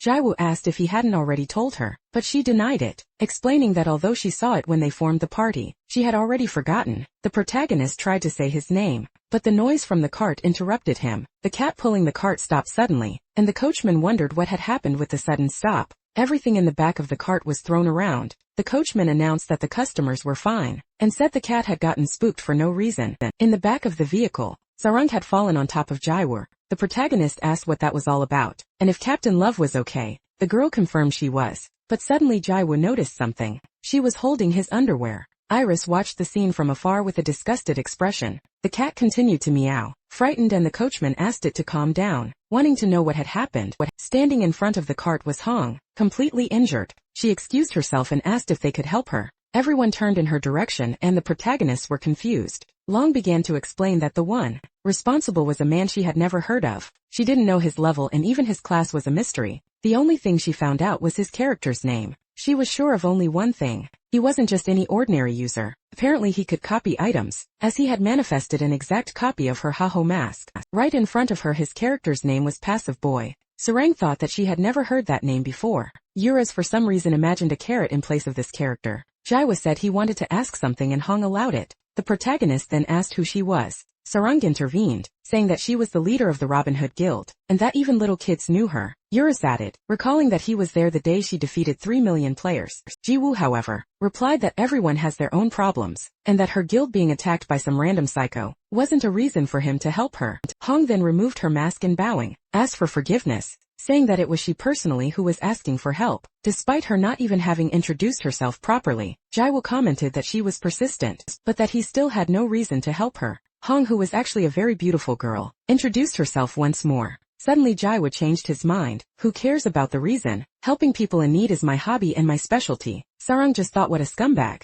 Hong thanked him for agreeing, assuring him that he would definitely not regret this decision. She then revealed that the problem was also related to him, which surprised Jiwoo. Meanwhile, at the Chrono Life building, an employee announced it was time to leave, telling the colleagues from the infrastructure support team that everyone should go home. A man replied, envious that they still had to work overtime. The team leader questioned this as they didn't have permission. SEO Sungwon intervened, telling them to leave their work and go home, as he would do the overtime alone. A colleague joked, suggesting he still hadn't made up with his wife. After the joke, everyone said their goodbyes and left. Sungwon was left alone in the office inside, a smile on his face. Bunch of damn idiots. He grumbled that those bastards only knew how to play dumb, criticizing Gen Z to him. They took advantage of everything life offered, and because of that they were ruined, destined to live a poor life forever. Saying this, he put on his virtual reality glasses. Now that they're gone, it's time to make some real money. The device verifies him and connects to Chrono Life. The GM's private line is identified, revealing him to be Passive Boy himself. Once inside the game, the man flies over the mountains. He says the time has come and summons his item, a powerful red sword. This is the Executioner's Blade. Level 99, a unique item of incredible power. Sungwon smiles, it's time to work overtime. Everything he has is at the maximum level. The master level, the highest tier, is something that not even professional players can reach, and it is at this level that one can obtain the highest rank items. Transcendental rank. This information leaked and became a hot topic among players. However, no one had ever seen one of these items. Sarang thinks in shock that she's seeing a real weapon, straight out of a legend, the Transcendental Gauntlets. She's completely frozen by the sight. She calls out to Underpants, saying she just wanted a closer look, but now she wants to put them on. In disbelief, she asks if that is really a transcendental rank weapon. Hiwoo casually replies that she can use it as he has several of them. The girl swallows hard. She equips the transcendental rank weapon, and the gauntlets permanently bind to her, causing a huge explosion in the area. The system notifies her that she has become the owner of the transcendental gauntlets, which leaves Sarang quite surprised. The gauntlets begin to glow intensely, but soon shrink down, transforming into a pair of simple gloves. The rank questions what happened, and why the weapon changed into something with such a worn-out appearance. The answer appears: the transcendental gauntlets were sealed due to her lack of qualification. What the hell is this, he thinks. It seems it's not good to use transcendental weapons at a low level. A unique item would have been better. Then she lightly touches a nearby stone. Instantly the stone shatters along with the entire ground, causing an immense explosion throughout the area. The girl is shocked what happened. I barely touched it. That only proved that the weapon was in fact sealed. Eurus comments that it was very weak, so there's nothing special about the transcendental rank, and he says barely containing himself. Jiwoo agrees. Eurus then asks, by the way, what do you wish to do now? Hyungnim, will you accept Hong's request? Jiwoo replies that he has to since the case was related to him. The scene shifts to the past to the conversation with Hong. When she made the request, he replied that there was no way, as he didn't even know what the so-called passive boy looked like. Hong questioned him about what he thought the target's objective was. Jiwoo supposed he did it all for fun, but Hong stated that this was obviously a lie. His objective is money. He copies items and sells them for a profit. According to Guild Intelligence, we've heard he's a merchant player. Furthermore, he has been selling several items from Urias Nest recently, and despite the problem with the decline in value, what he does is illegal. However, his actions are an abuse of authority. Jiwoo asks what she meant by that, and Hong continues her explanation. Anyway, this is where you get involved. If we leave Passive Boy alone, the game's economy will collapse and Chrono Life will fall into ruin. Jiwoo scratches his nose wondering if she was serious. But what's the problem? Just report him to the customer service center. Then his account would get banned. Hong laughs. You're more of an idiot than I thought. Jiwoo bristles. What did you just say? The girl explains that the customer service center won't solve the problem. As soon as they reported it, they would just get an automated response. Hong climbs onto her carriage saying, you're the only one who can stop him in this game, since you're the one who defeated the World Union Guild, all by yourself. Then she jumps from the carriage. I'm counting on you before the game gets even more ruined. You must find the passive boy and destroy him. Back in the present, the young man complains that it's a pain, but he has no choice if he simply ignores the situation. He'll have trouble selling his own items. Sarang asks if he has any ideas, since they can't just look for him without any clues. Jiwoo replies, if we can't report him to the customer service center, there's only one answer. The answer is to blackmail the higher UPS. Horace and Sarang are surprised by the idea. At the Chrono Life building, Jiwoo pulls out his phone and calls the president. He orders the man to go to the Gukbi place, threatening to destroy the server once again. If he doesn't show up on the other end of the line, Deokbi barely manages to question what that bastard means, before the protagonist hangs up, bursting into laughter afterward. Furious Deokbi slams his phone on the table and curses the boy. Jiwoo skips along, ironically asking if customer service doesn't work, since in that case he would just go meet the president himself. He decides to make the most of the trip and order 2 bowls of gukbap. However, upon opening the door, he realizes someone is already waiting for him outside. It was Hansarang. Surprised, Jiwoo asks if she'll be alright since someone might see her. Sarang replies that she doesn't care, since it's late and no one will notice. Besides, she reminds him that in real life he should call her by her full name. The girl then sends a message to her Nuna, telling her she was going for a walk. On the other end, the woman who was in the shower complains that the damn girl didn't even give her a heads up. At the gukbop shop, Deokbi angrily throws the door open, shouting and looking for that bastard Lee Ji-woo. He wonders how a brat dares to call him like that, without the slightest bit of respect. He then spots the 2 of them sitting at a table eating peacefully. Deokbi approaches and grabs Ji-woo by the neck, calling him an ill-mannered imbecile for daring to order around someone older. His attention, however, is drawn to the girl at the table. He asks who she is and if she's Jiwoo's girlfriend. Before Seorang can answer, Jiwoo cuts him off, asking if he's gone crazy because that was the nation's biggest idol. Han Seorang, he warns him that if he keeps talking nonsense, he'll be cursed by her fans. Annoyed by the boy's tone, Deokbi tightens his grip on his neck. At that moment, Seorang slams her hand on the table, asking if they can just get straight to the point and stop this nonsense. Jiwoo agrees, and Deokbi, noticing her seriousness, finally lets him go. Jiwoo then orders another bowl of food for the president. Deokbi is surprised to hear the reason for the meeting. Item duplication. He thought it was something truly important and says, they must think the game is a piece of crap. He argues that the government's authorization wasn't for nothing, and that therefore no hacker is genius enough for such a feat. Jiwoo retorts, saying he's full of shit because someone saw the item being duplicated. Deokbi insists that the witness must have been mistaken. The 2 began to argue until Sarang asked to interrupt. She suggested that if an external hacker was impossible, perhaps the problem was an insider. Deokbi was silent for a few seconds. He claimed that was also impossible, since not even the internal staff using a GM account would have the ability to duplicate items. Then he set his spoon aside. He announced he was busy, and told them not to forget the bill and to enjoy their meeting. Sarang cheerfully said goodbye to him, while Jiwoo thought that the old man genuinely wanted him dead. Outside the restaurant, Deokbi quickly lit a cigar, sighing as he smoked and reflected for a moment. He called team leader Choi, who promptly accepted the president's order. Deokbi ordered him to prepare 5 men, his most trusted ones, back at the Stone Mountain dungeon. Jiwoo commented that they were back to square one, and the girl agreed. The protagonist complained that it was irritating, but whether it was the passive boy or not, he would smash the head of whoever it was. Sarang laughed, saying he was acting like a tough guy. She then questioned what the passive boy's true objective was, and Jaiwoo asked why the sudden question. Sarang explained that she found it strange. No matter how much she thought about it, if the motive was money, there had to be a specific reason to attack the Robin Hood Guild. Jaiwoo said he had no idea. Maybe they just had a lot of expensive items. Sarang replied that was exactly why it was strange. Duplicating items was possible. He could sell anything. She wondered why he went after normal players, and especially against the Robin Hood Guild, which had the best information. Jaiwoo was surprised by her line of reasoning. Still, he answered that he had no idea. Sarang said she wasn't surprised, and Jaiwoo shot back that she hadn't gotten any smarter. Suddenly an explosion went off beside them. What was that? What happened? The girl questioned, looking at the immense cloud of smoke. Sarang commented that it seemed to be on the same level as his attacks. Jaiwoo ran toward the location,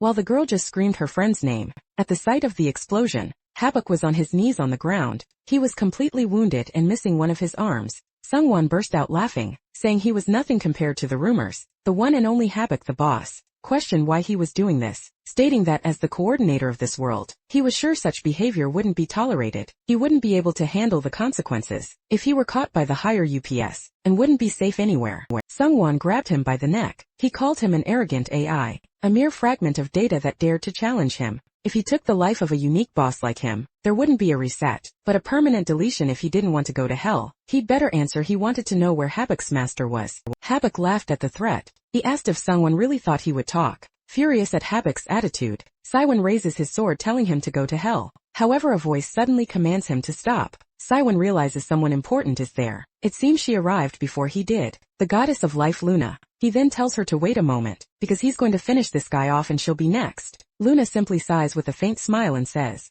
"It's no use," as after logging into the GM account, he became just like those other overexcited bastards. Enraged, Sungwon insults her, but Luna simply informs him that he's nothing more than a piece of trash. Sungwon halts his sword and then lets out a laugh. He hurls Habak to the ground, wondering why he should waste his time when she was going to be next. Anyway, he turns and walks toward Luna, saying he wants to know where Habak's master is. However, he adds that she doesn't have to answer right away, because they can take their time. After all, once he rips off her arms and legs, he'll hang her from a tree, cauterizing the wounds and keeping her healed so she won't die. That way they can talk all night long, since he's working overtime. Luna gives him a cold stare, reminded of the protagonist. She closes her eyes, saying that Sungwon looks just like him, but is in fact his complete opposite. Confused, he asks what the hell she's talking about, and tells her to stop spouting nonsense. Suddenly a gigantic claw descends from the sky, completely crushing Sungwon. Blood splatters across Luna's face, as the creature's palm remains motionless over the spot. It just meant he was utterly disgusting. Luna then turns to leave her immense beauty on display. As she walks away, suddenly, Saiwon's voice echoes, "I'd forgotten about this thing." He reappears and pats the monster's leg, concluding that Luna must be the creature's owner. He realizes that's why she was so confident, and admits this is going to be a thorn in his side. Surprised, Luna turns around and asks how he could still be alive. She declares that this time she'll make sure he doesn't return, as trash like him doesn't deserve to live. Sungwon, however, simply says he doesn't care. Sungwon then begins to summon a space. Luna looks around and suddenly they are in a separate dimension. The GM zone was a space that could only be created by those with special privileges, and was used for specific purposes, like testing. Sungwon questions if he doesn't deserve to live, saying she's being cringy and needs to stop thinking the game is real life. Luna just gives him an ice-cold stare. Outside the space, Jaiwoo and Sarang continue to run toward the scene. The girl asks if the explosion was caused by the passive boy. Jaiwoo confirms, saying he also thinks it's the hacker from the company. The president had said it was impossible, but his expression told a different story. He asks if she hadn't heard that the passive boy single-handedly crushed the Robin Hood Guild, concluding that the bastard must have made a super-powered account, and was making his move right now. Sarang called out to her friend, asking if there was any way to run faster, but Jaiwoo replied that he hadn't put any points into agility. As they got closer to the GM zone, Sarang asked what it was. Habak, who was already there, said they were the traces of the passive boy's teleport. "It's been a while, Mr. Hero." Jaiwoo asked what he was doing there and what had happened to his arm. Sarang just remembered that this was the guy who had kidnapped her. Abek explained that he was attacked by the passive boy, and that he had also dragged Luna into the GM zone. Jaiwoo wanted to know who Luna was, and Habak said she talked about him a lot, insinuating that Jaiwoo had a crush on her, which irritated Sarang. She had straight black hair and a nice body. Jaiwoo asked if he meant the little cockroach, since they didn't even know each other. Sarang commented that this was Underpants Boy's type, but Jaiwoo told her to get a grip, saying she was the one who kept saying things like that. He added that he wasn't crazy enough to like someone who had insulted his parents, and that he wasn't interested in the slightest. The girl was visibly relieved by his answer. Habek questioned, so what? That doesn't matter. Urus, who was just watching from a distance, thought they were cute. Then Habek coughed up more blood. Jaiwo asked if he was okay, since he looked like he could die at any moment. Habek confirmed that he was not okay at all, and asked the hero for a little help. Jaiwo questioned why he should help him, since he could just easily take the drop. Sarung agreed, saying they should split the drop. Habek asked if they were sure, because if he died, the mirror he had given them would disappear too. Jaiwo immediately touched his shoulder, telling him to relax as he would heal him no matter what. Sarang asked how he planned to do that, since he hadn't brought any healing potions. Jaiwo just said that it was fine. Then he began to emanate his power. Jaiwo activated one of the Master Rookie's unique abilities, the Cleric class heal. He then decided to use the skill, but it only recovered HP suddenly. Habek's health began to regenerate 1 point at a time. Habek asked if that was really a heal, as it felt like he was taking damage. Iwu replied that maybe he should have invested a little in intelligence. He then asked what would happen to his arm, since even though the scar would disappear with full health, the damaged body part could only be restored at a tavern. Habek explained that only happens to players. Monsters like him only get their bodies back after respawning. The protagonist says he'll take Habek's life with a single blow, so he won't feel a thing, but Habek asks him to wait. He reveals that he's a unique boss, and even if he loses his life, he can't respond. Jaiwo shocked asks what the hell he was talking about, exclaiming that this was a terrible game. Habek calms him down, saying there are only a few unique bosses like him, and that it doesn't affect the entire game. For his information, Horus is also a unique boss, and the dragon confirms it. That's why he's so desperately asked to be saved. Besides the two of them, Luna is also a unique boss. Jiwoo is surprised to hear that, questioning if that cockroach was really a boss. Meanwhile, back in the GM zone, an explosion suddenly erupts. Sungwon charges toward Luna, shouting for her to go to hell. The girl, however, remains standing in her place, challenging him to attack. The blow causes an immense blast of energy. Without hesitation, Sungwon moves in for a second strike, which also explodes with the same intensity. Luna warns him that it's no use flying through the sky. With an angry expression, she declares that she is the goddess of life, and that a mere human like him could never take the life of a god. Sungwon, however, cuts her off, saying he can't hear a thing. Luna becomes visibly irritated by the interruption. Sungwon calls her childish, saying she thinks she sounds cool when she says those things. He explains that he's been with the company for years, and already knows her abilities. Furthermore, he saw the fight between her and the protagonist, as the security footage was shared with the team leaders and higher UPS at the company. That whole talk about them not being able to hit her was, in fact, the goddess of life's hidden ability. Life creation. It's not that the attacks don't work, but that she recreates herself with the ability, the instant she's about to lose her life. Then he charges forward with his sword once more. The strike creates another blast of energy that hits Luna head-on. As she returns to her goddess form, Sungwon comments that, as expected, it was an overpowered ability, and the one that received the most complaints. During the company's initial phase, she also created Uraken with this ability, using the fragments of the left head she found in Eurus's nest. That's why she had called him her son. So Sungwon tries to strike her again, but Luna just says he talks too much, splitting him in half with her scepter. She questions the importance of it all, because if he couldn't take her life, knowing everything was useless. Songwon's body flies through the air. He says that she finally attacked him directly. Suddenly her scepter transforms into her initial staff, and the girl looks at the scene surprised. Songwon asks what she thought he had brought into this space. Luna's clothes also begin to change, and she returns to her form from when she was still a player, looking completely shocked. Someone questions if she also knew how to make that cute expression, as he thought she was nothing but a bitch. Striking her with his sword, he says that if he takes her life, Habayek's master will definitely appear. So farewell, unique boss, goddess of life. Luna in a rather fancy bar. A table was filled with expensive drinks. Sungwon quickly takes a gulp, then slams the glass on the table, while saying that drinking after a few hours of overtime was great. His subordinate comments that he worked hard, and that now only the final step remained. Sungwon denies it because that bastard Habayek didn't call his master. The subordinate argued that at least he had taken Luna's life, and that should have made Habayek's master appear. However, someone revealed he couldn't take her life. His subordinate was shocked, and someone kept his gaze lowered, but said it didn't matter as there were other ways to meet him. The subordinate admitted there was something he couldn't get off his mind, wanting to know who Habayek's master was. The young one asked if he had been working for him, without even knowing that. The young man replied that he'd been working for him, without asking questions since university. Someone set his glass on the table,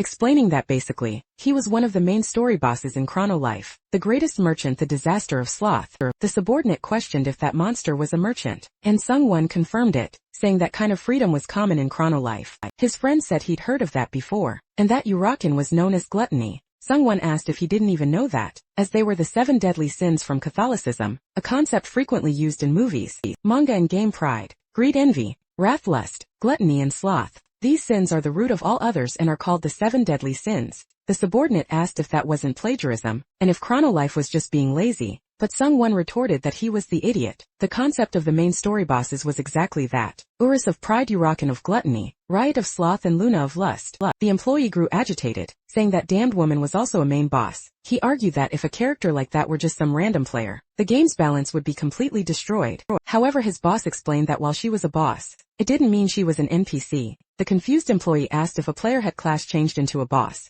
Sungwon slammed his glass on the table. The freedom in Chronolife is greater than you think. He stated just as a boss can become a merchant, a player can become a main boss. Joe complained that this was all too complicated, and wanted to know who that cockroach was anyway. He asked if she was some kind of mix between a player and an NPC. Habik admitted he wasn't sure, as it was something he was unfamiliar with, but suggested the passive guy would know since he's a GM. The protagonist grumbled that he now had one more reason to beat the guy up. Sarung interrupted, saying there was still something she didn't understand. She questioned why the passive boy wanted to meet the disaster of sloth. If his goal was to make money, he could have just put the item up for auction. He noted that ever since the Robin Hood Guild's attack, his actions hadn't made any sense. Habek said that personally, he had an idea of the reason behind it all. It was because of the peace of God, or rather mythic rank items. Jaiwo commented that he'd heard that term before. Urus then explained that it was what Habayak had said when he kidnapped Captain Love, and that it was just another name for mythic rank items. Suddenly Hong approached them. "Are you guys talking about the mythic rank items too?" She asked. She apologized for disappearing, explaining that she'd been busy with her own investigation. Hong then proposed they form a group. For a while, as she had found the passive boy's hideout, the group followed Hong into the middle of the mountains, arriving at a small isolated cabin. Rang questioned if that was really the hideout, finding it much simpler than she had imagined. Hong confirmed it was the place, and used her judgment skill on the location, proving it was true. Jaiwo asked if the owner was there now, but Hong denied it, saying there were no signs of him. "It's a shame, I'd like to see what's inside," someone said, but before they could finish, an explosion erupted. Jiwoo had smashed part of the cabin with a single blow from his stick. Hong, astonished, asked how he managed to break the wall. Jaiwo replied simply, "I just hit it and it broke." Without further delay, they decided to go inside. Inside, Searang's jaw dropped at the sight. Tons of gold piled up alongside rare artifacts. She asked if all of those were copied items, but Hong denied it. "None of these items are copies. They're all mythic rank." Hong estimated the total value there to be around 5 billion, leaving everyone completely stunned. Hong continued, saying she had also seen several of the items he took during the attack, and that he probably left them there because he ran out of inventory space. As expected, his goal was the mythic items. Jaiwo asked why and if he did it for the price, since he could have just gone to Uriza's nest like he did. Hong replied that way, he would only get a small amount of money, and the company would notice, just as it happened with her. Mythic items are different, as there is a buyer who can infinitely purchase all of them. Jaiwo thought in that case, the buyer was Hong. Interrupted him, revealing it was Habek's master, the biggest market riot. Habek agreed, as he had been thinking the same thing. Hong said the passive boy was worse than she thought, but regardless, it was a good plan. Since Riot isn't a user, there's no risk of the information leaking. He will sell the items without affecting the game's economy. If they took a screenshot of this and reported it to customer service, they would take appropriate action, since the GM had gathered the items in his personal space. Then she removed her mask, thanking them for their good work, as they would solve the case with this. Thanks to them. Jaiwo questioned her, asking by whose permission she would do that. He asked if she was filming some kind of drama, considering she'd been monologuing all day, with the grand finale being a report to customer service. Hong confirmed and asked if there was another course of action.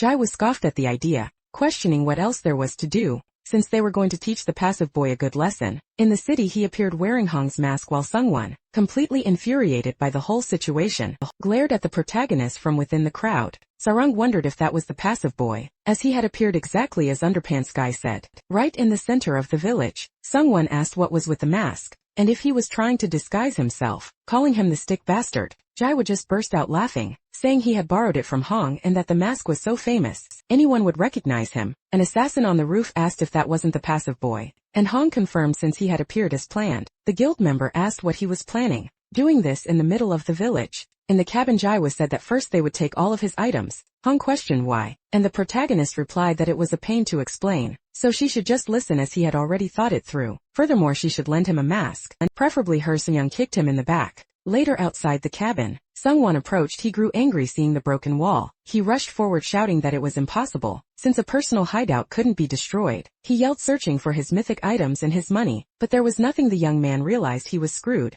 getting even angrier when he saw the note on the floor. On it Jaiwoo had written that if he wanted his items back, he just had to go to the village at 7 p.m. back in the present. Siwon approached demanding to know how he dared to take his money, but Jaiwoo warned him not to get any closer. He then drew the draconic fire dagger and warned, "If you take one more step, I'll sell it to the NPC shop." Someone retorted that the item was worth 200 million in real money, and that if he sold it he wouldn't even get 300 gold. Gritting his teeth he yelled, "You bastard, what the hell do you want?" Jaiwoo replied that he wanted absolutely nothing, but if he had to choose something, it would be for Sungwon to figure it out for himself. Watching the scene, Sarang thought that Underpants guy really looked like a villain. Jaiwoo then taunted, "Does that piece of shit have a problem? What are you going to do now?" Seeing him tremble was very funny, but suddenly, Sungwon vanished and reappeared right behind the protagonist. He then used his teleport to the GM zone, taking Ji-woo with him in the city. A cloud of smoke prevented everyone from seeing what had happened. Sarang called out for Underpants guy, but realized he had vanished too. Inside the GM zone a massive explosion occurred.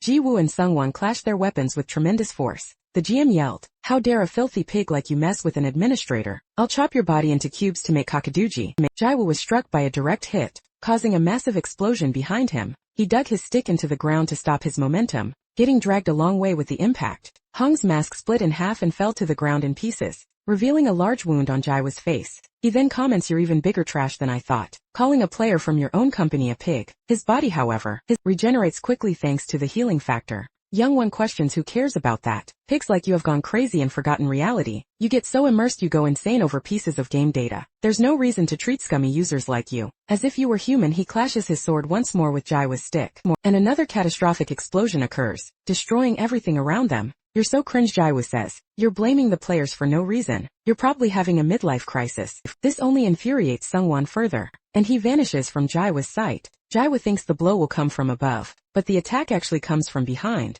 He thinks anxiously, "I can't see him." Jaiwoo is hit by slashes from every possible direction. Sungwon shouts at him not to underestimate him, saying that all players are the same. No matter how hard the developers work, all they get in return are insults and criticism. He remembers that time 7 years ago at the Chrono Life headquarters. There he was a developer who had not yet lost his innocence. Jaiwoo interrupts him, striking his face with the stick and telling him to stop. He says he couldn't care less about that tragic villain backstory, and yells at Xionghuan to cut the crap already. The attack causes an explosion larger than any seen before. When the smoke begins to dissipate, Sungwon's healing factor skill is activated. He recovers instantly and lands a slash on Ji-woo's chest. Ji-woo wonders how he has healing factor, but soon concludes that for a GM account, it makes sense suddenly. Sungwon activates the hidden skill of the strength stat, called Spirit of a Titan. The skill emanates an immense bluish energy, and Ji-woo wonders if this is a hidden skill, just like the healing factor he himself obtained. Xionghuan begins to get up. The skill's description says that Spirit of a Titan offers the strength of a giant,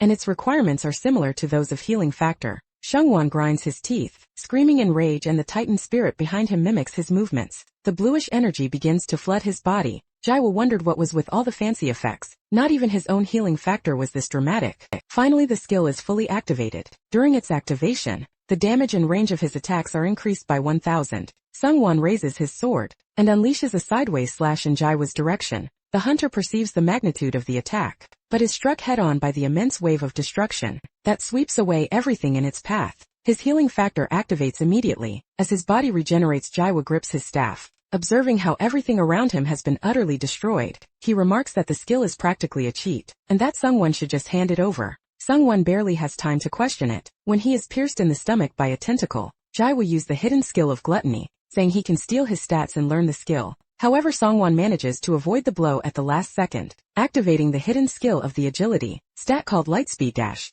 Immediately dozens of slashes hit Jaiwoo from all directions. Youngwon wonders how that was possible. His Lightspeed Dash allows him to move at that speed in any direction, so he charges forward once more. He declares that the outcome of a battle is determined by stats, and calculations in his are all at level 99. Thanes and 99 with that. He lands a powerful punch in Jaiwoo's stomach, sending him flying far into the distance. Sungwon lands on the ground wondering if Ji-woo didn't realize it. No matter how good his control was, he could never win with such a massive stat difference. In fact, he thought his opponent's gameplay was garbage, since he was just a loser who relied on maxed out items. Kneeling with his staff in hand, Jaiwoo grits his teeth in rage. Hearing that, especially coming from him, infuriated him, as Songwon was nothing more than a cheater abusing a GM account. Songwon asks who cares about that. If Jaiwoo didn't like it, he should have applied to be a GM too. He accuses him of being jealous of how passionately he plays. All it took was a few tweaks to the data to become the strongest character, until a headbutt smashes right into him. Jaiwoo had flown at him, striking him with extreme speed.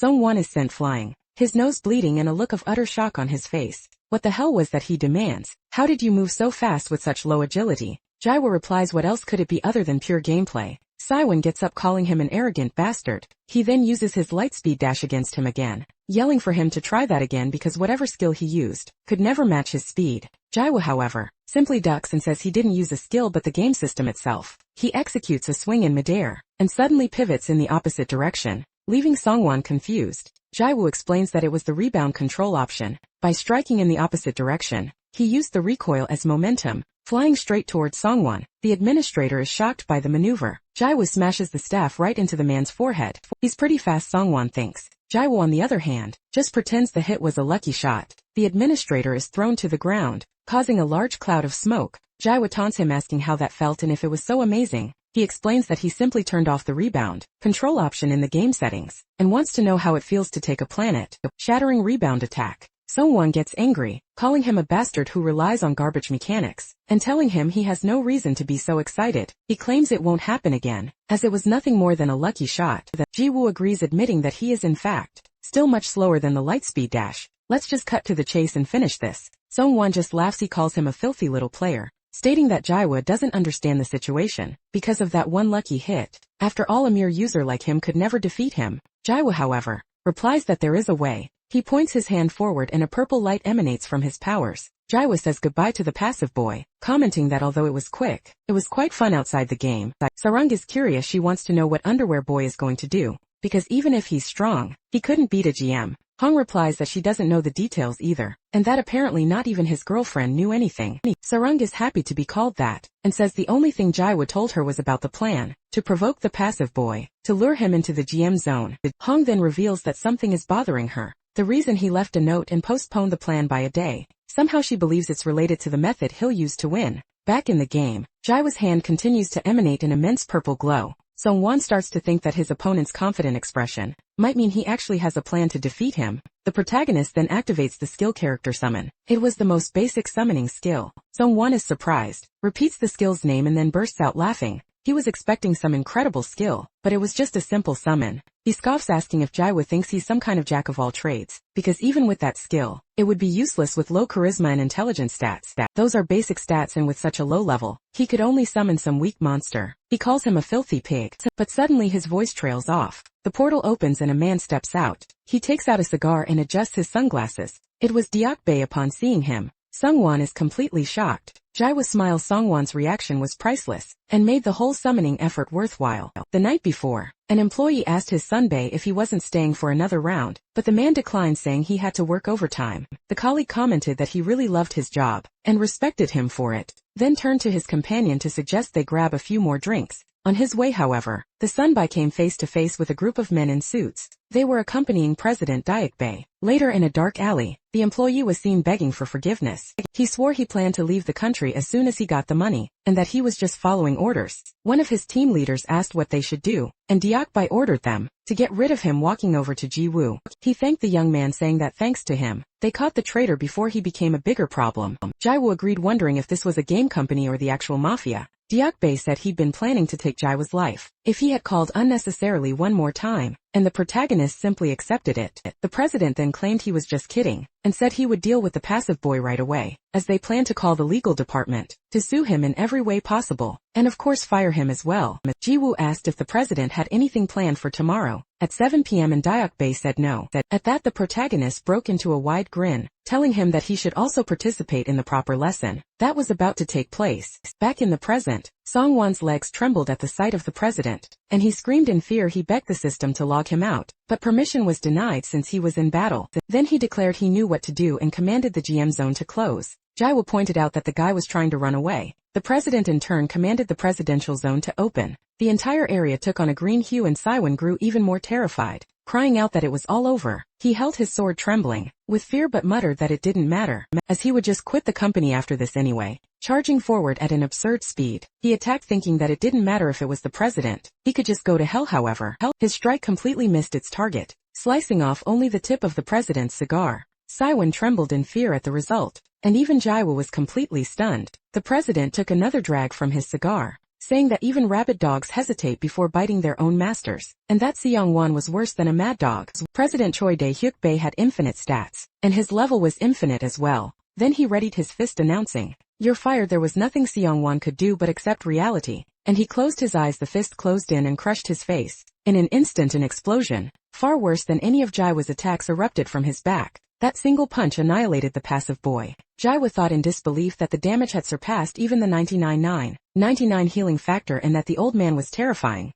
And just like that, the problem was over. All the epic items the passive boy had taken were returned to their original owners, and in the end was discovered that several guilds had been affected. Jaiwa found out later that the passive boy, Seong-wan, was fired that same day. Even in real life, he was beaten to a pulp by the old man president and then kicked out. Afterward, he tried to sue the chairman for assault, but that only ended up making his life even more difficult. A countermeasure, the old chairman went all in on the legal battle, and was ultimately cleared of all criminal charges. Seong-wan will spend the rest of his life paying the company back for material damages and lost profits. Additionally, rumors spread that he had been permanently banned from the industry. That was the happy ending to that story in the game Starting Village. After that day, his life as a seller was back in full swing. Approaching his friends, he saw Hong wearing her mask and Sarung with a big smile on her face. Everything had returned to normal. Logging out of the game Chrono Life, he found himself back on his couch, sighing as he sat down. Jaiwa thought that if there was one thing still bothering him, it was the fact that he hadn't been able to ask the passive boy something he wanted to know.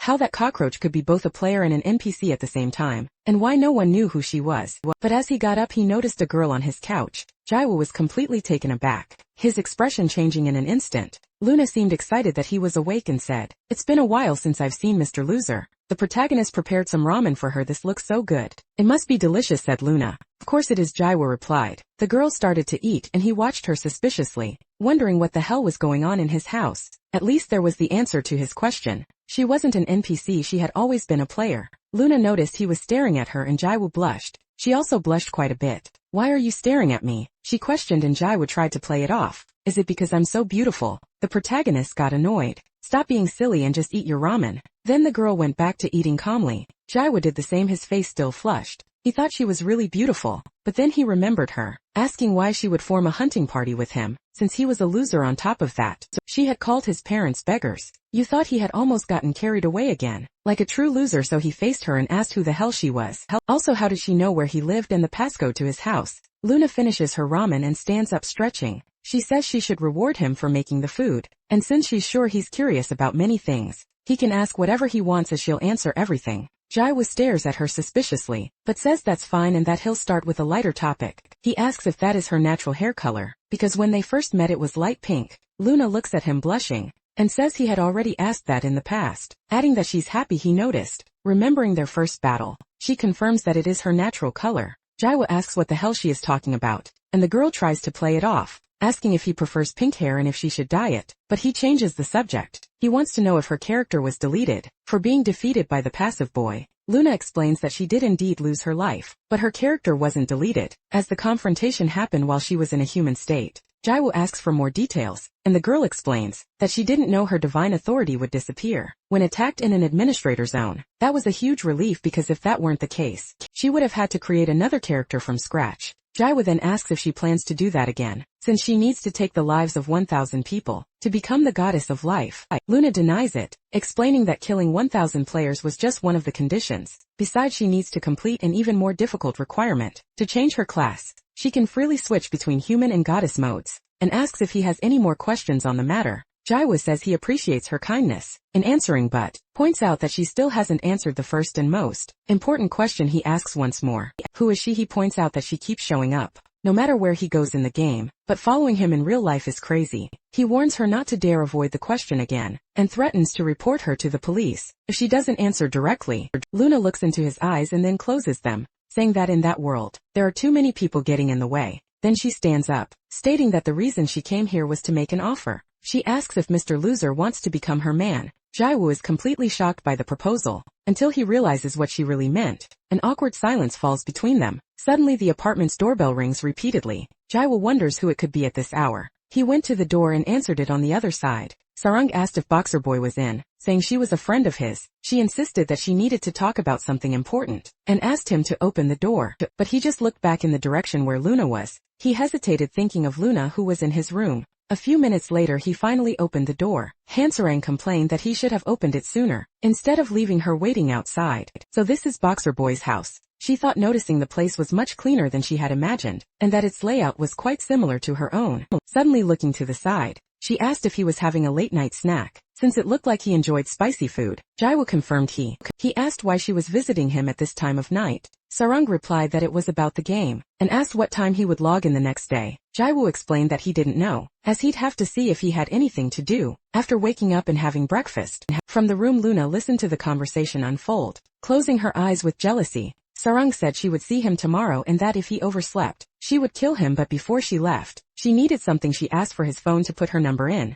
since she couldn't just come over every time. She wanted to talk to him. Jaiwoo questioned if it was okay for a celebrity to give out her number like that, and Sarang asked why he was acting that way. After saving the contact as Han Sarang, she asked him to give her a call so she could save his number too. Before leaving, she warned him that if he didn't answer her messages, she would send him on a one-way trip to hell. The apartment door finally closed. Jaiwoo wondered what had just happened outside. With the door closed, Sarang sighed in relief. After all, she had managed to get his number in a very natural way. "You'd better hurry and send him a message soon." Back in the apartment, Jaiwoo commented that he was going to have a heart attack, with everything happening in the middle of the night. Luna questioned why he had asked her to hide, since they weren't doing anything strange. He replied that her just being there was strange enough. He said he was tired and wanted her to leave. Luna stated she would only leave after spending the night there, making Jaiwoo think he was going to lose his mind. The girl then said she was just kidding, and would leave as soon as he gave her an answer to her offer. "What the hell kind of offer is that?" he questioned, "and why do you keep spouting nonsense? Who are you anyway?" Luna replied that his question was too ambiguous,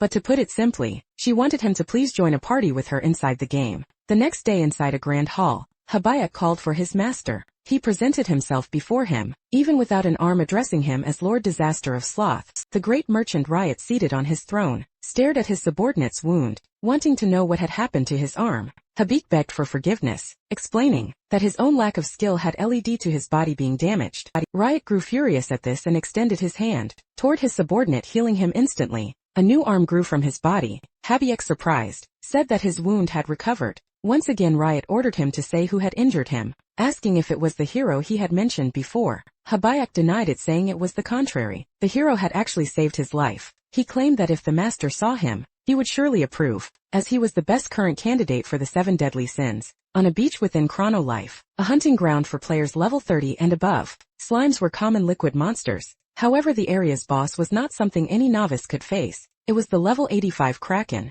possessed skin so tough that not even a sharp blade could easily pierce it, and legs that moved freely on both land and sea. The product of an unbalanced game design, with an extremely ferocious personality, a field boss notorious for traumatizing new players. But at that moment it was struck in the mouth by Jaiwoo, who used a skill that attacked without depleting the final hit point. The monster's HP bar stopped at exactly 1 point, and the Kraken collapsed to the ground. Jaiwoo shouted for Captain Love to act. The girl immediately leaped from the ground, flying as high as she could. After a quick midair acrobatic, she unleashed her fallen dragon stomp on the monster, crushing it and driving it into the ground. Jaiwoo was impressed, noting the final blow was perfect, and asked if she gained much experience. However, the girl shook her head, saying she received very little. Eurus explained it was due to the large level difference between them, which prevented her from gaining experience. By the way, Jaiwoo asked if her skill had gotten stronger, since it didn't seem as powerful the last time she used it. Sarang replied that it must be because of the weapon. Jaiwoo remembered the gaunt and said that with them, Sarang could now hunt without his help.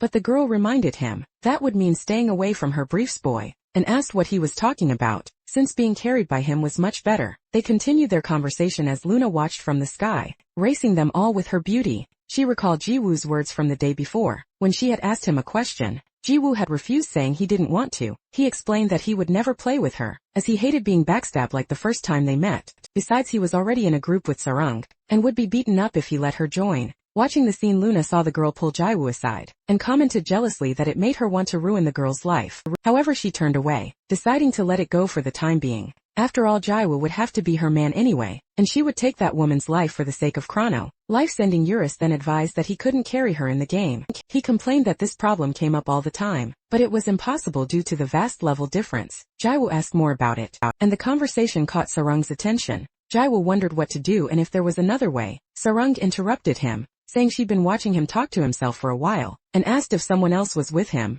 Surprised, Jaiwoo asked if she couldn't see the little dragon, but Sarung had no idea what he was talking about. Eurus reminded his young name that other people couldn't see his presence. Jaiwoo remembered that was true. The dragon then explained that there was a way. His master would just need to share a bit of mana to summon him into reality. Jaiwoo argued that his intelligence and wisdom were too low, and his mana was nearly zero, but Eurus assured him it would be enough. With that, Jaiwoo emanated a vast purple energy. The soul of Eurus began to materialize on the spot, and Sarung noticed the light gathering. At a single point, Eurus emerged in his adorable dragon form, letting out an equally cute sound. Upon seeing him, Sarung got a nosebleed and exclaimed how cute he was. Asking to touch him, Eurus was irritated by her audacity, asking how a mere human dared to touch him, and if she wasn't afraid of going to hell. Jaiwoo, however, said it was fine, and the girl immediately hugged the small dragon. Suddenly a voice rang out saying he had finally found them. Jaiwoo turned to find Haebiek and his griffin, questioning what he was doing there. Haebiek explained that the situation had become complicated, and he had to flee in a hurry to meet the hero.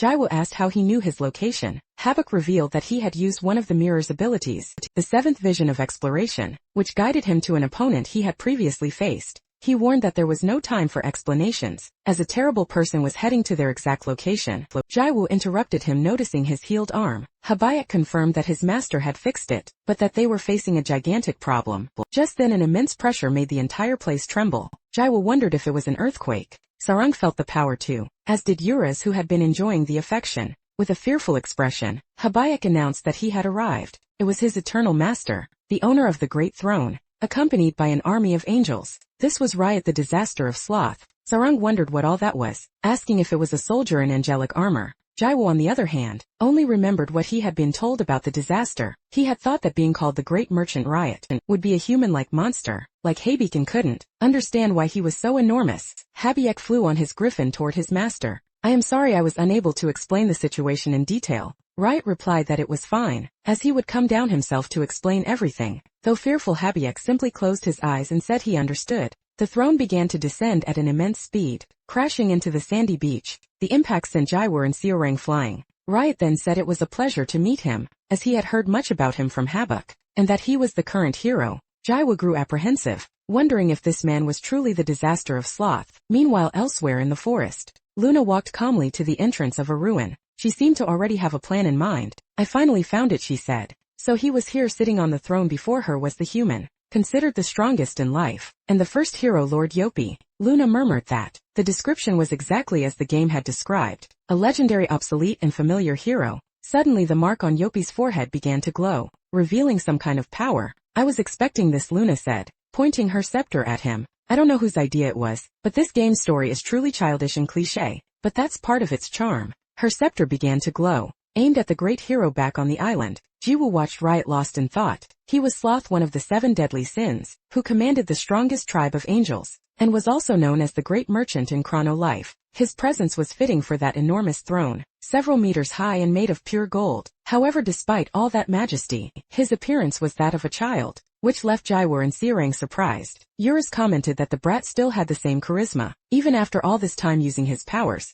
Riot floated down from his throne and flew toward the protagonist. This body is Riot, Sloth, and you are the hero Haebiek mentioned, right? Jaiwoo replied that he probably was, feeling strangely unsettled by the child's presence. Riot let out a scornful sigh, commenting that the level of humans these days had dropped considerably. If a guy like him was considered a hero, Jaiwoo asked what he meant, but was suddenly struck by an explosive kick to his face. Sarung was surprised by his speed. Riot spun around with another kick, hitting the other side of the protagonist's face with extreme ease, sending him flying into a rock and causing considerable damage. Habaek called out to him, Lord Riot, why are you attacking the hero? He's the one who helped us. Riot, however, told him to shut up if I wanted to talk. I wouldn't have come all this way. After all, our kind will always be opposed to humans. I can't believe you approached them so needlessly. Do you have any idea how foolish your actions were? Emerging from the rubble, Jaiwoo admitted that he was right about that. The little boy really seems to understand that a player and a monster can never be friends. So just stay right there since you made the first move. There shouldn't be a problem, right? Riot just glared at him angrily. Don't be mistaken, human. You were the one who made the first move. Jaiwoo, confused, asked when he had attacked him. In response, Riot slammed his leg on the ground, causing a massive explosion around him. Urus, pride of the 7 deadly sins, was the one who lost his life and accelerated the entire game. Saying this, he hurled an enormous rock toward the protagonist. And why are you only complaining about that now? Jaiwoo questioned, batting the rock away with a swing of his staff, and causing another huge explosion. Urus is officially the strongest boss in Chrono Life. Riot shouted as he landed a powerful kick to the protagonist's stomach. He was supposed to appear in the final raid of the main story. However, you took his life and messed up the entire order. The Urakan of Gluttony wasn't supposed to be consumed like that either. They are beings who were only meant to be defeated 10 years from now. Rang tried to intervene, saying that Urakan had attacked first, and that the protagonist had saved her. But Riot just yelled for her to shut up. The girl recoiled, fearful. The deadly sin continued. How dare you interrupt me? I did not give you permission to speak. Crushing pressure forced her to the ground. She wondered what kind of power this was inside a game, as she hadn't felt anything like it, not even when facing Urakan. From a distance, Urus watched everything unfold until he noticed something different. The two stared at each other from a distance. Riot says that Urakan was born from Uriza's defeat, and ultimately she was the one responsible for it all. And the problem, which has been growing ever since, is about to erupt. The strongest human in Chrono Life, the first hero Yopi, will be resurrected very soon. Yopi's skeleton opens its eyes, emanating a great aura the same color as Luna's. A smile spreads across the girl's face, as she says she knows it's not yet his time to awaken. That's why she came to share her powers with him. The hands, once skeletal, begin to grow, fingers and flesh regenerating completely beneath the gauntlet. Yopi rises from his throne, emanating an overwhelming amount of energy. Jaiwoo asks what would happen if he were resurrected. After all, if he's a hero, he should be on humanity's side. There shouldn't be any problem with him coming back from the dead. Riot just sighs, annoyed. She says he's dumber than she thought, and that he should already know this. He won't be resurrected as a human, but as one of the 7 deadly sins. Annihilation will be his sole purpose, along with vengeance against the humans who so vilely betrayed him.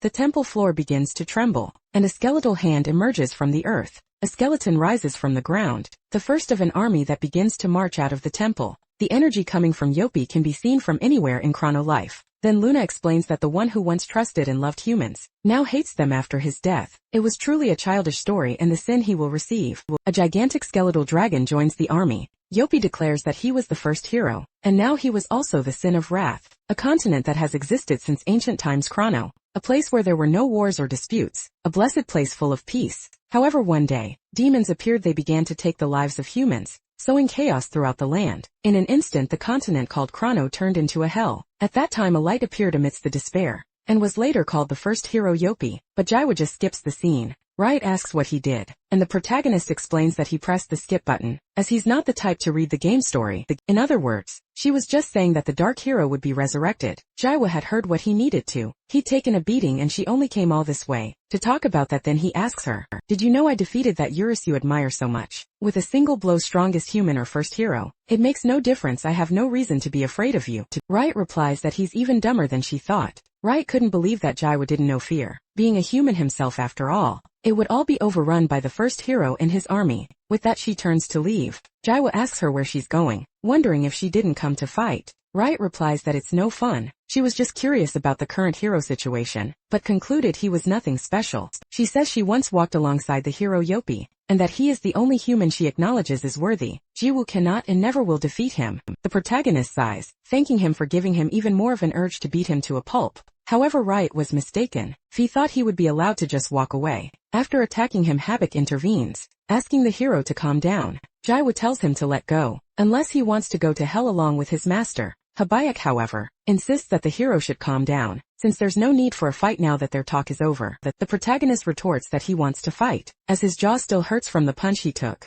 Habaek urges them to calm down, mentioning the money Jaiwoo had been making selling items. Surprised, Jaiwoo asks how he knows that. The King of Mirrors explains that his master told him. The one who spent 15 billion gold on the items was Riot. Meanwhile, in Yopi's army, he stands at the center next to Luna. Yopi says he understands the situation after all. Many years have passed since he lost his life. Luna confirms, explaining that he was supposed to be resurrected many years in the future, but history was already a mess. So she provided the energy he needed and told him not to worry about anything. Yopi thanks her, promising to repay her later if he gets the chance. Luna asks where he is going. The first hero says the question is obvious, calling her lust one of the 7 deadly sins. His dragon's wings spread open, unleashing a deafening roar. The dragon begins to fly, heading towards the mountains, and then prepares a blast of fire below. The skeletons scatter in desperation. Yopi declares that he himself will destroy the world he once protected. Then he uses his teleportation magic and disappears. Luna is left behind watching the smoke dissipate. She sighs deeply. Alright. He thinks my work here is done, but she wonders if it was really alright and if she regretted it all. In Yurikan's case, she did what she wanted. This, however, was very different. He only did it because he seemed like a loose end in the main story. A divine voice replies that it's alright, and that they should just enjoy it, looking at the earth from afar, for they must see the way this world will be cleansed.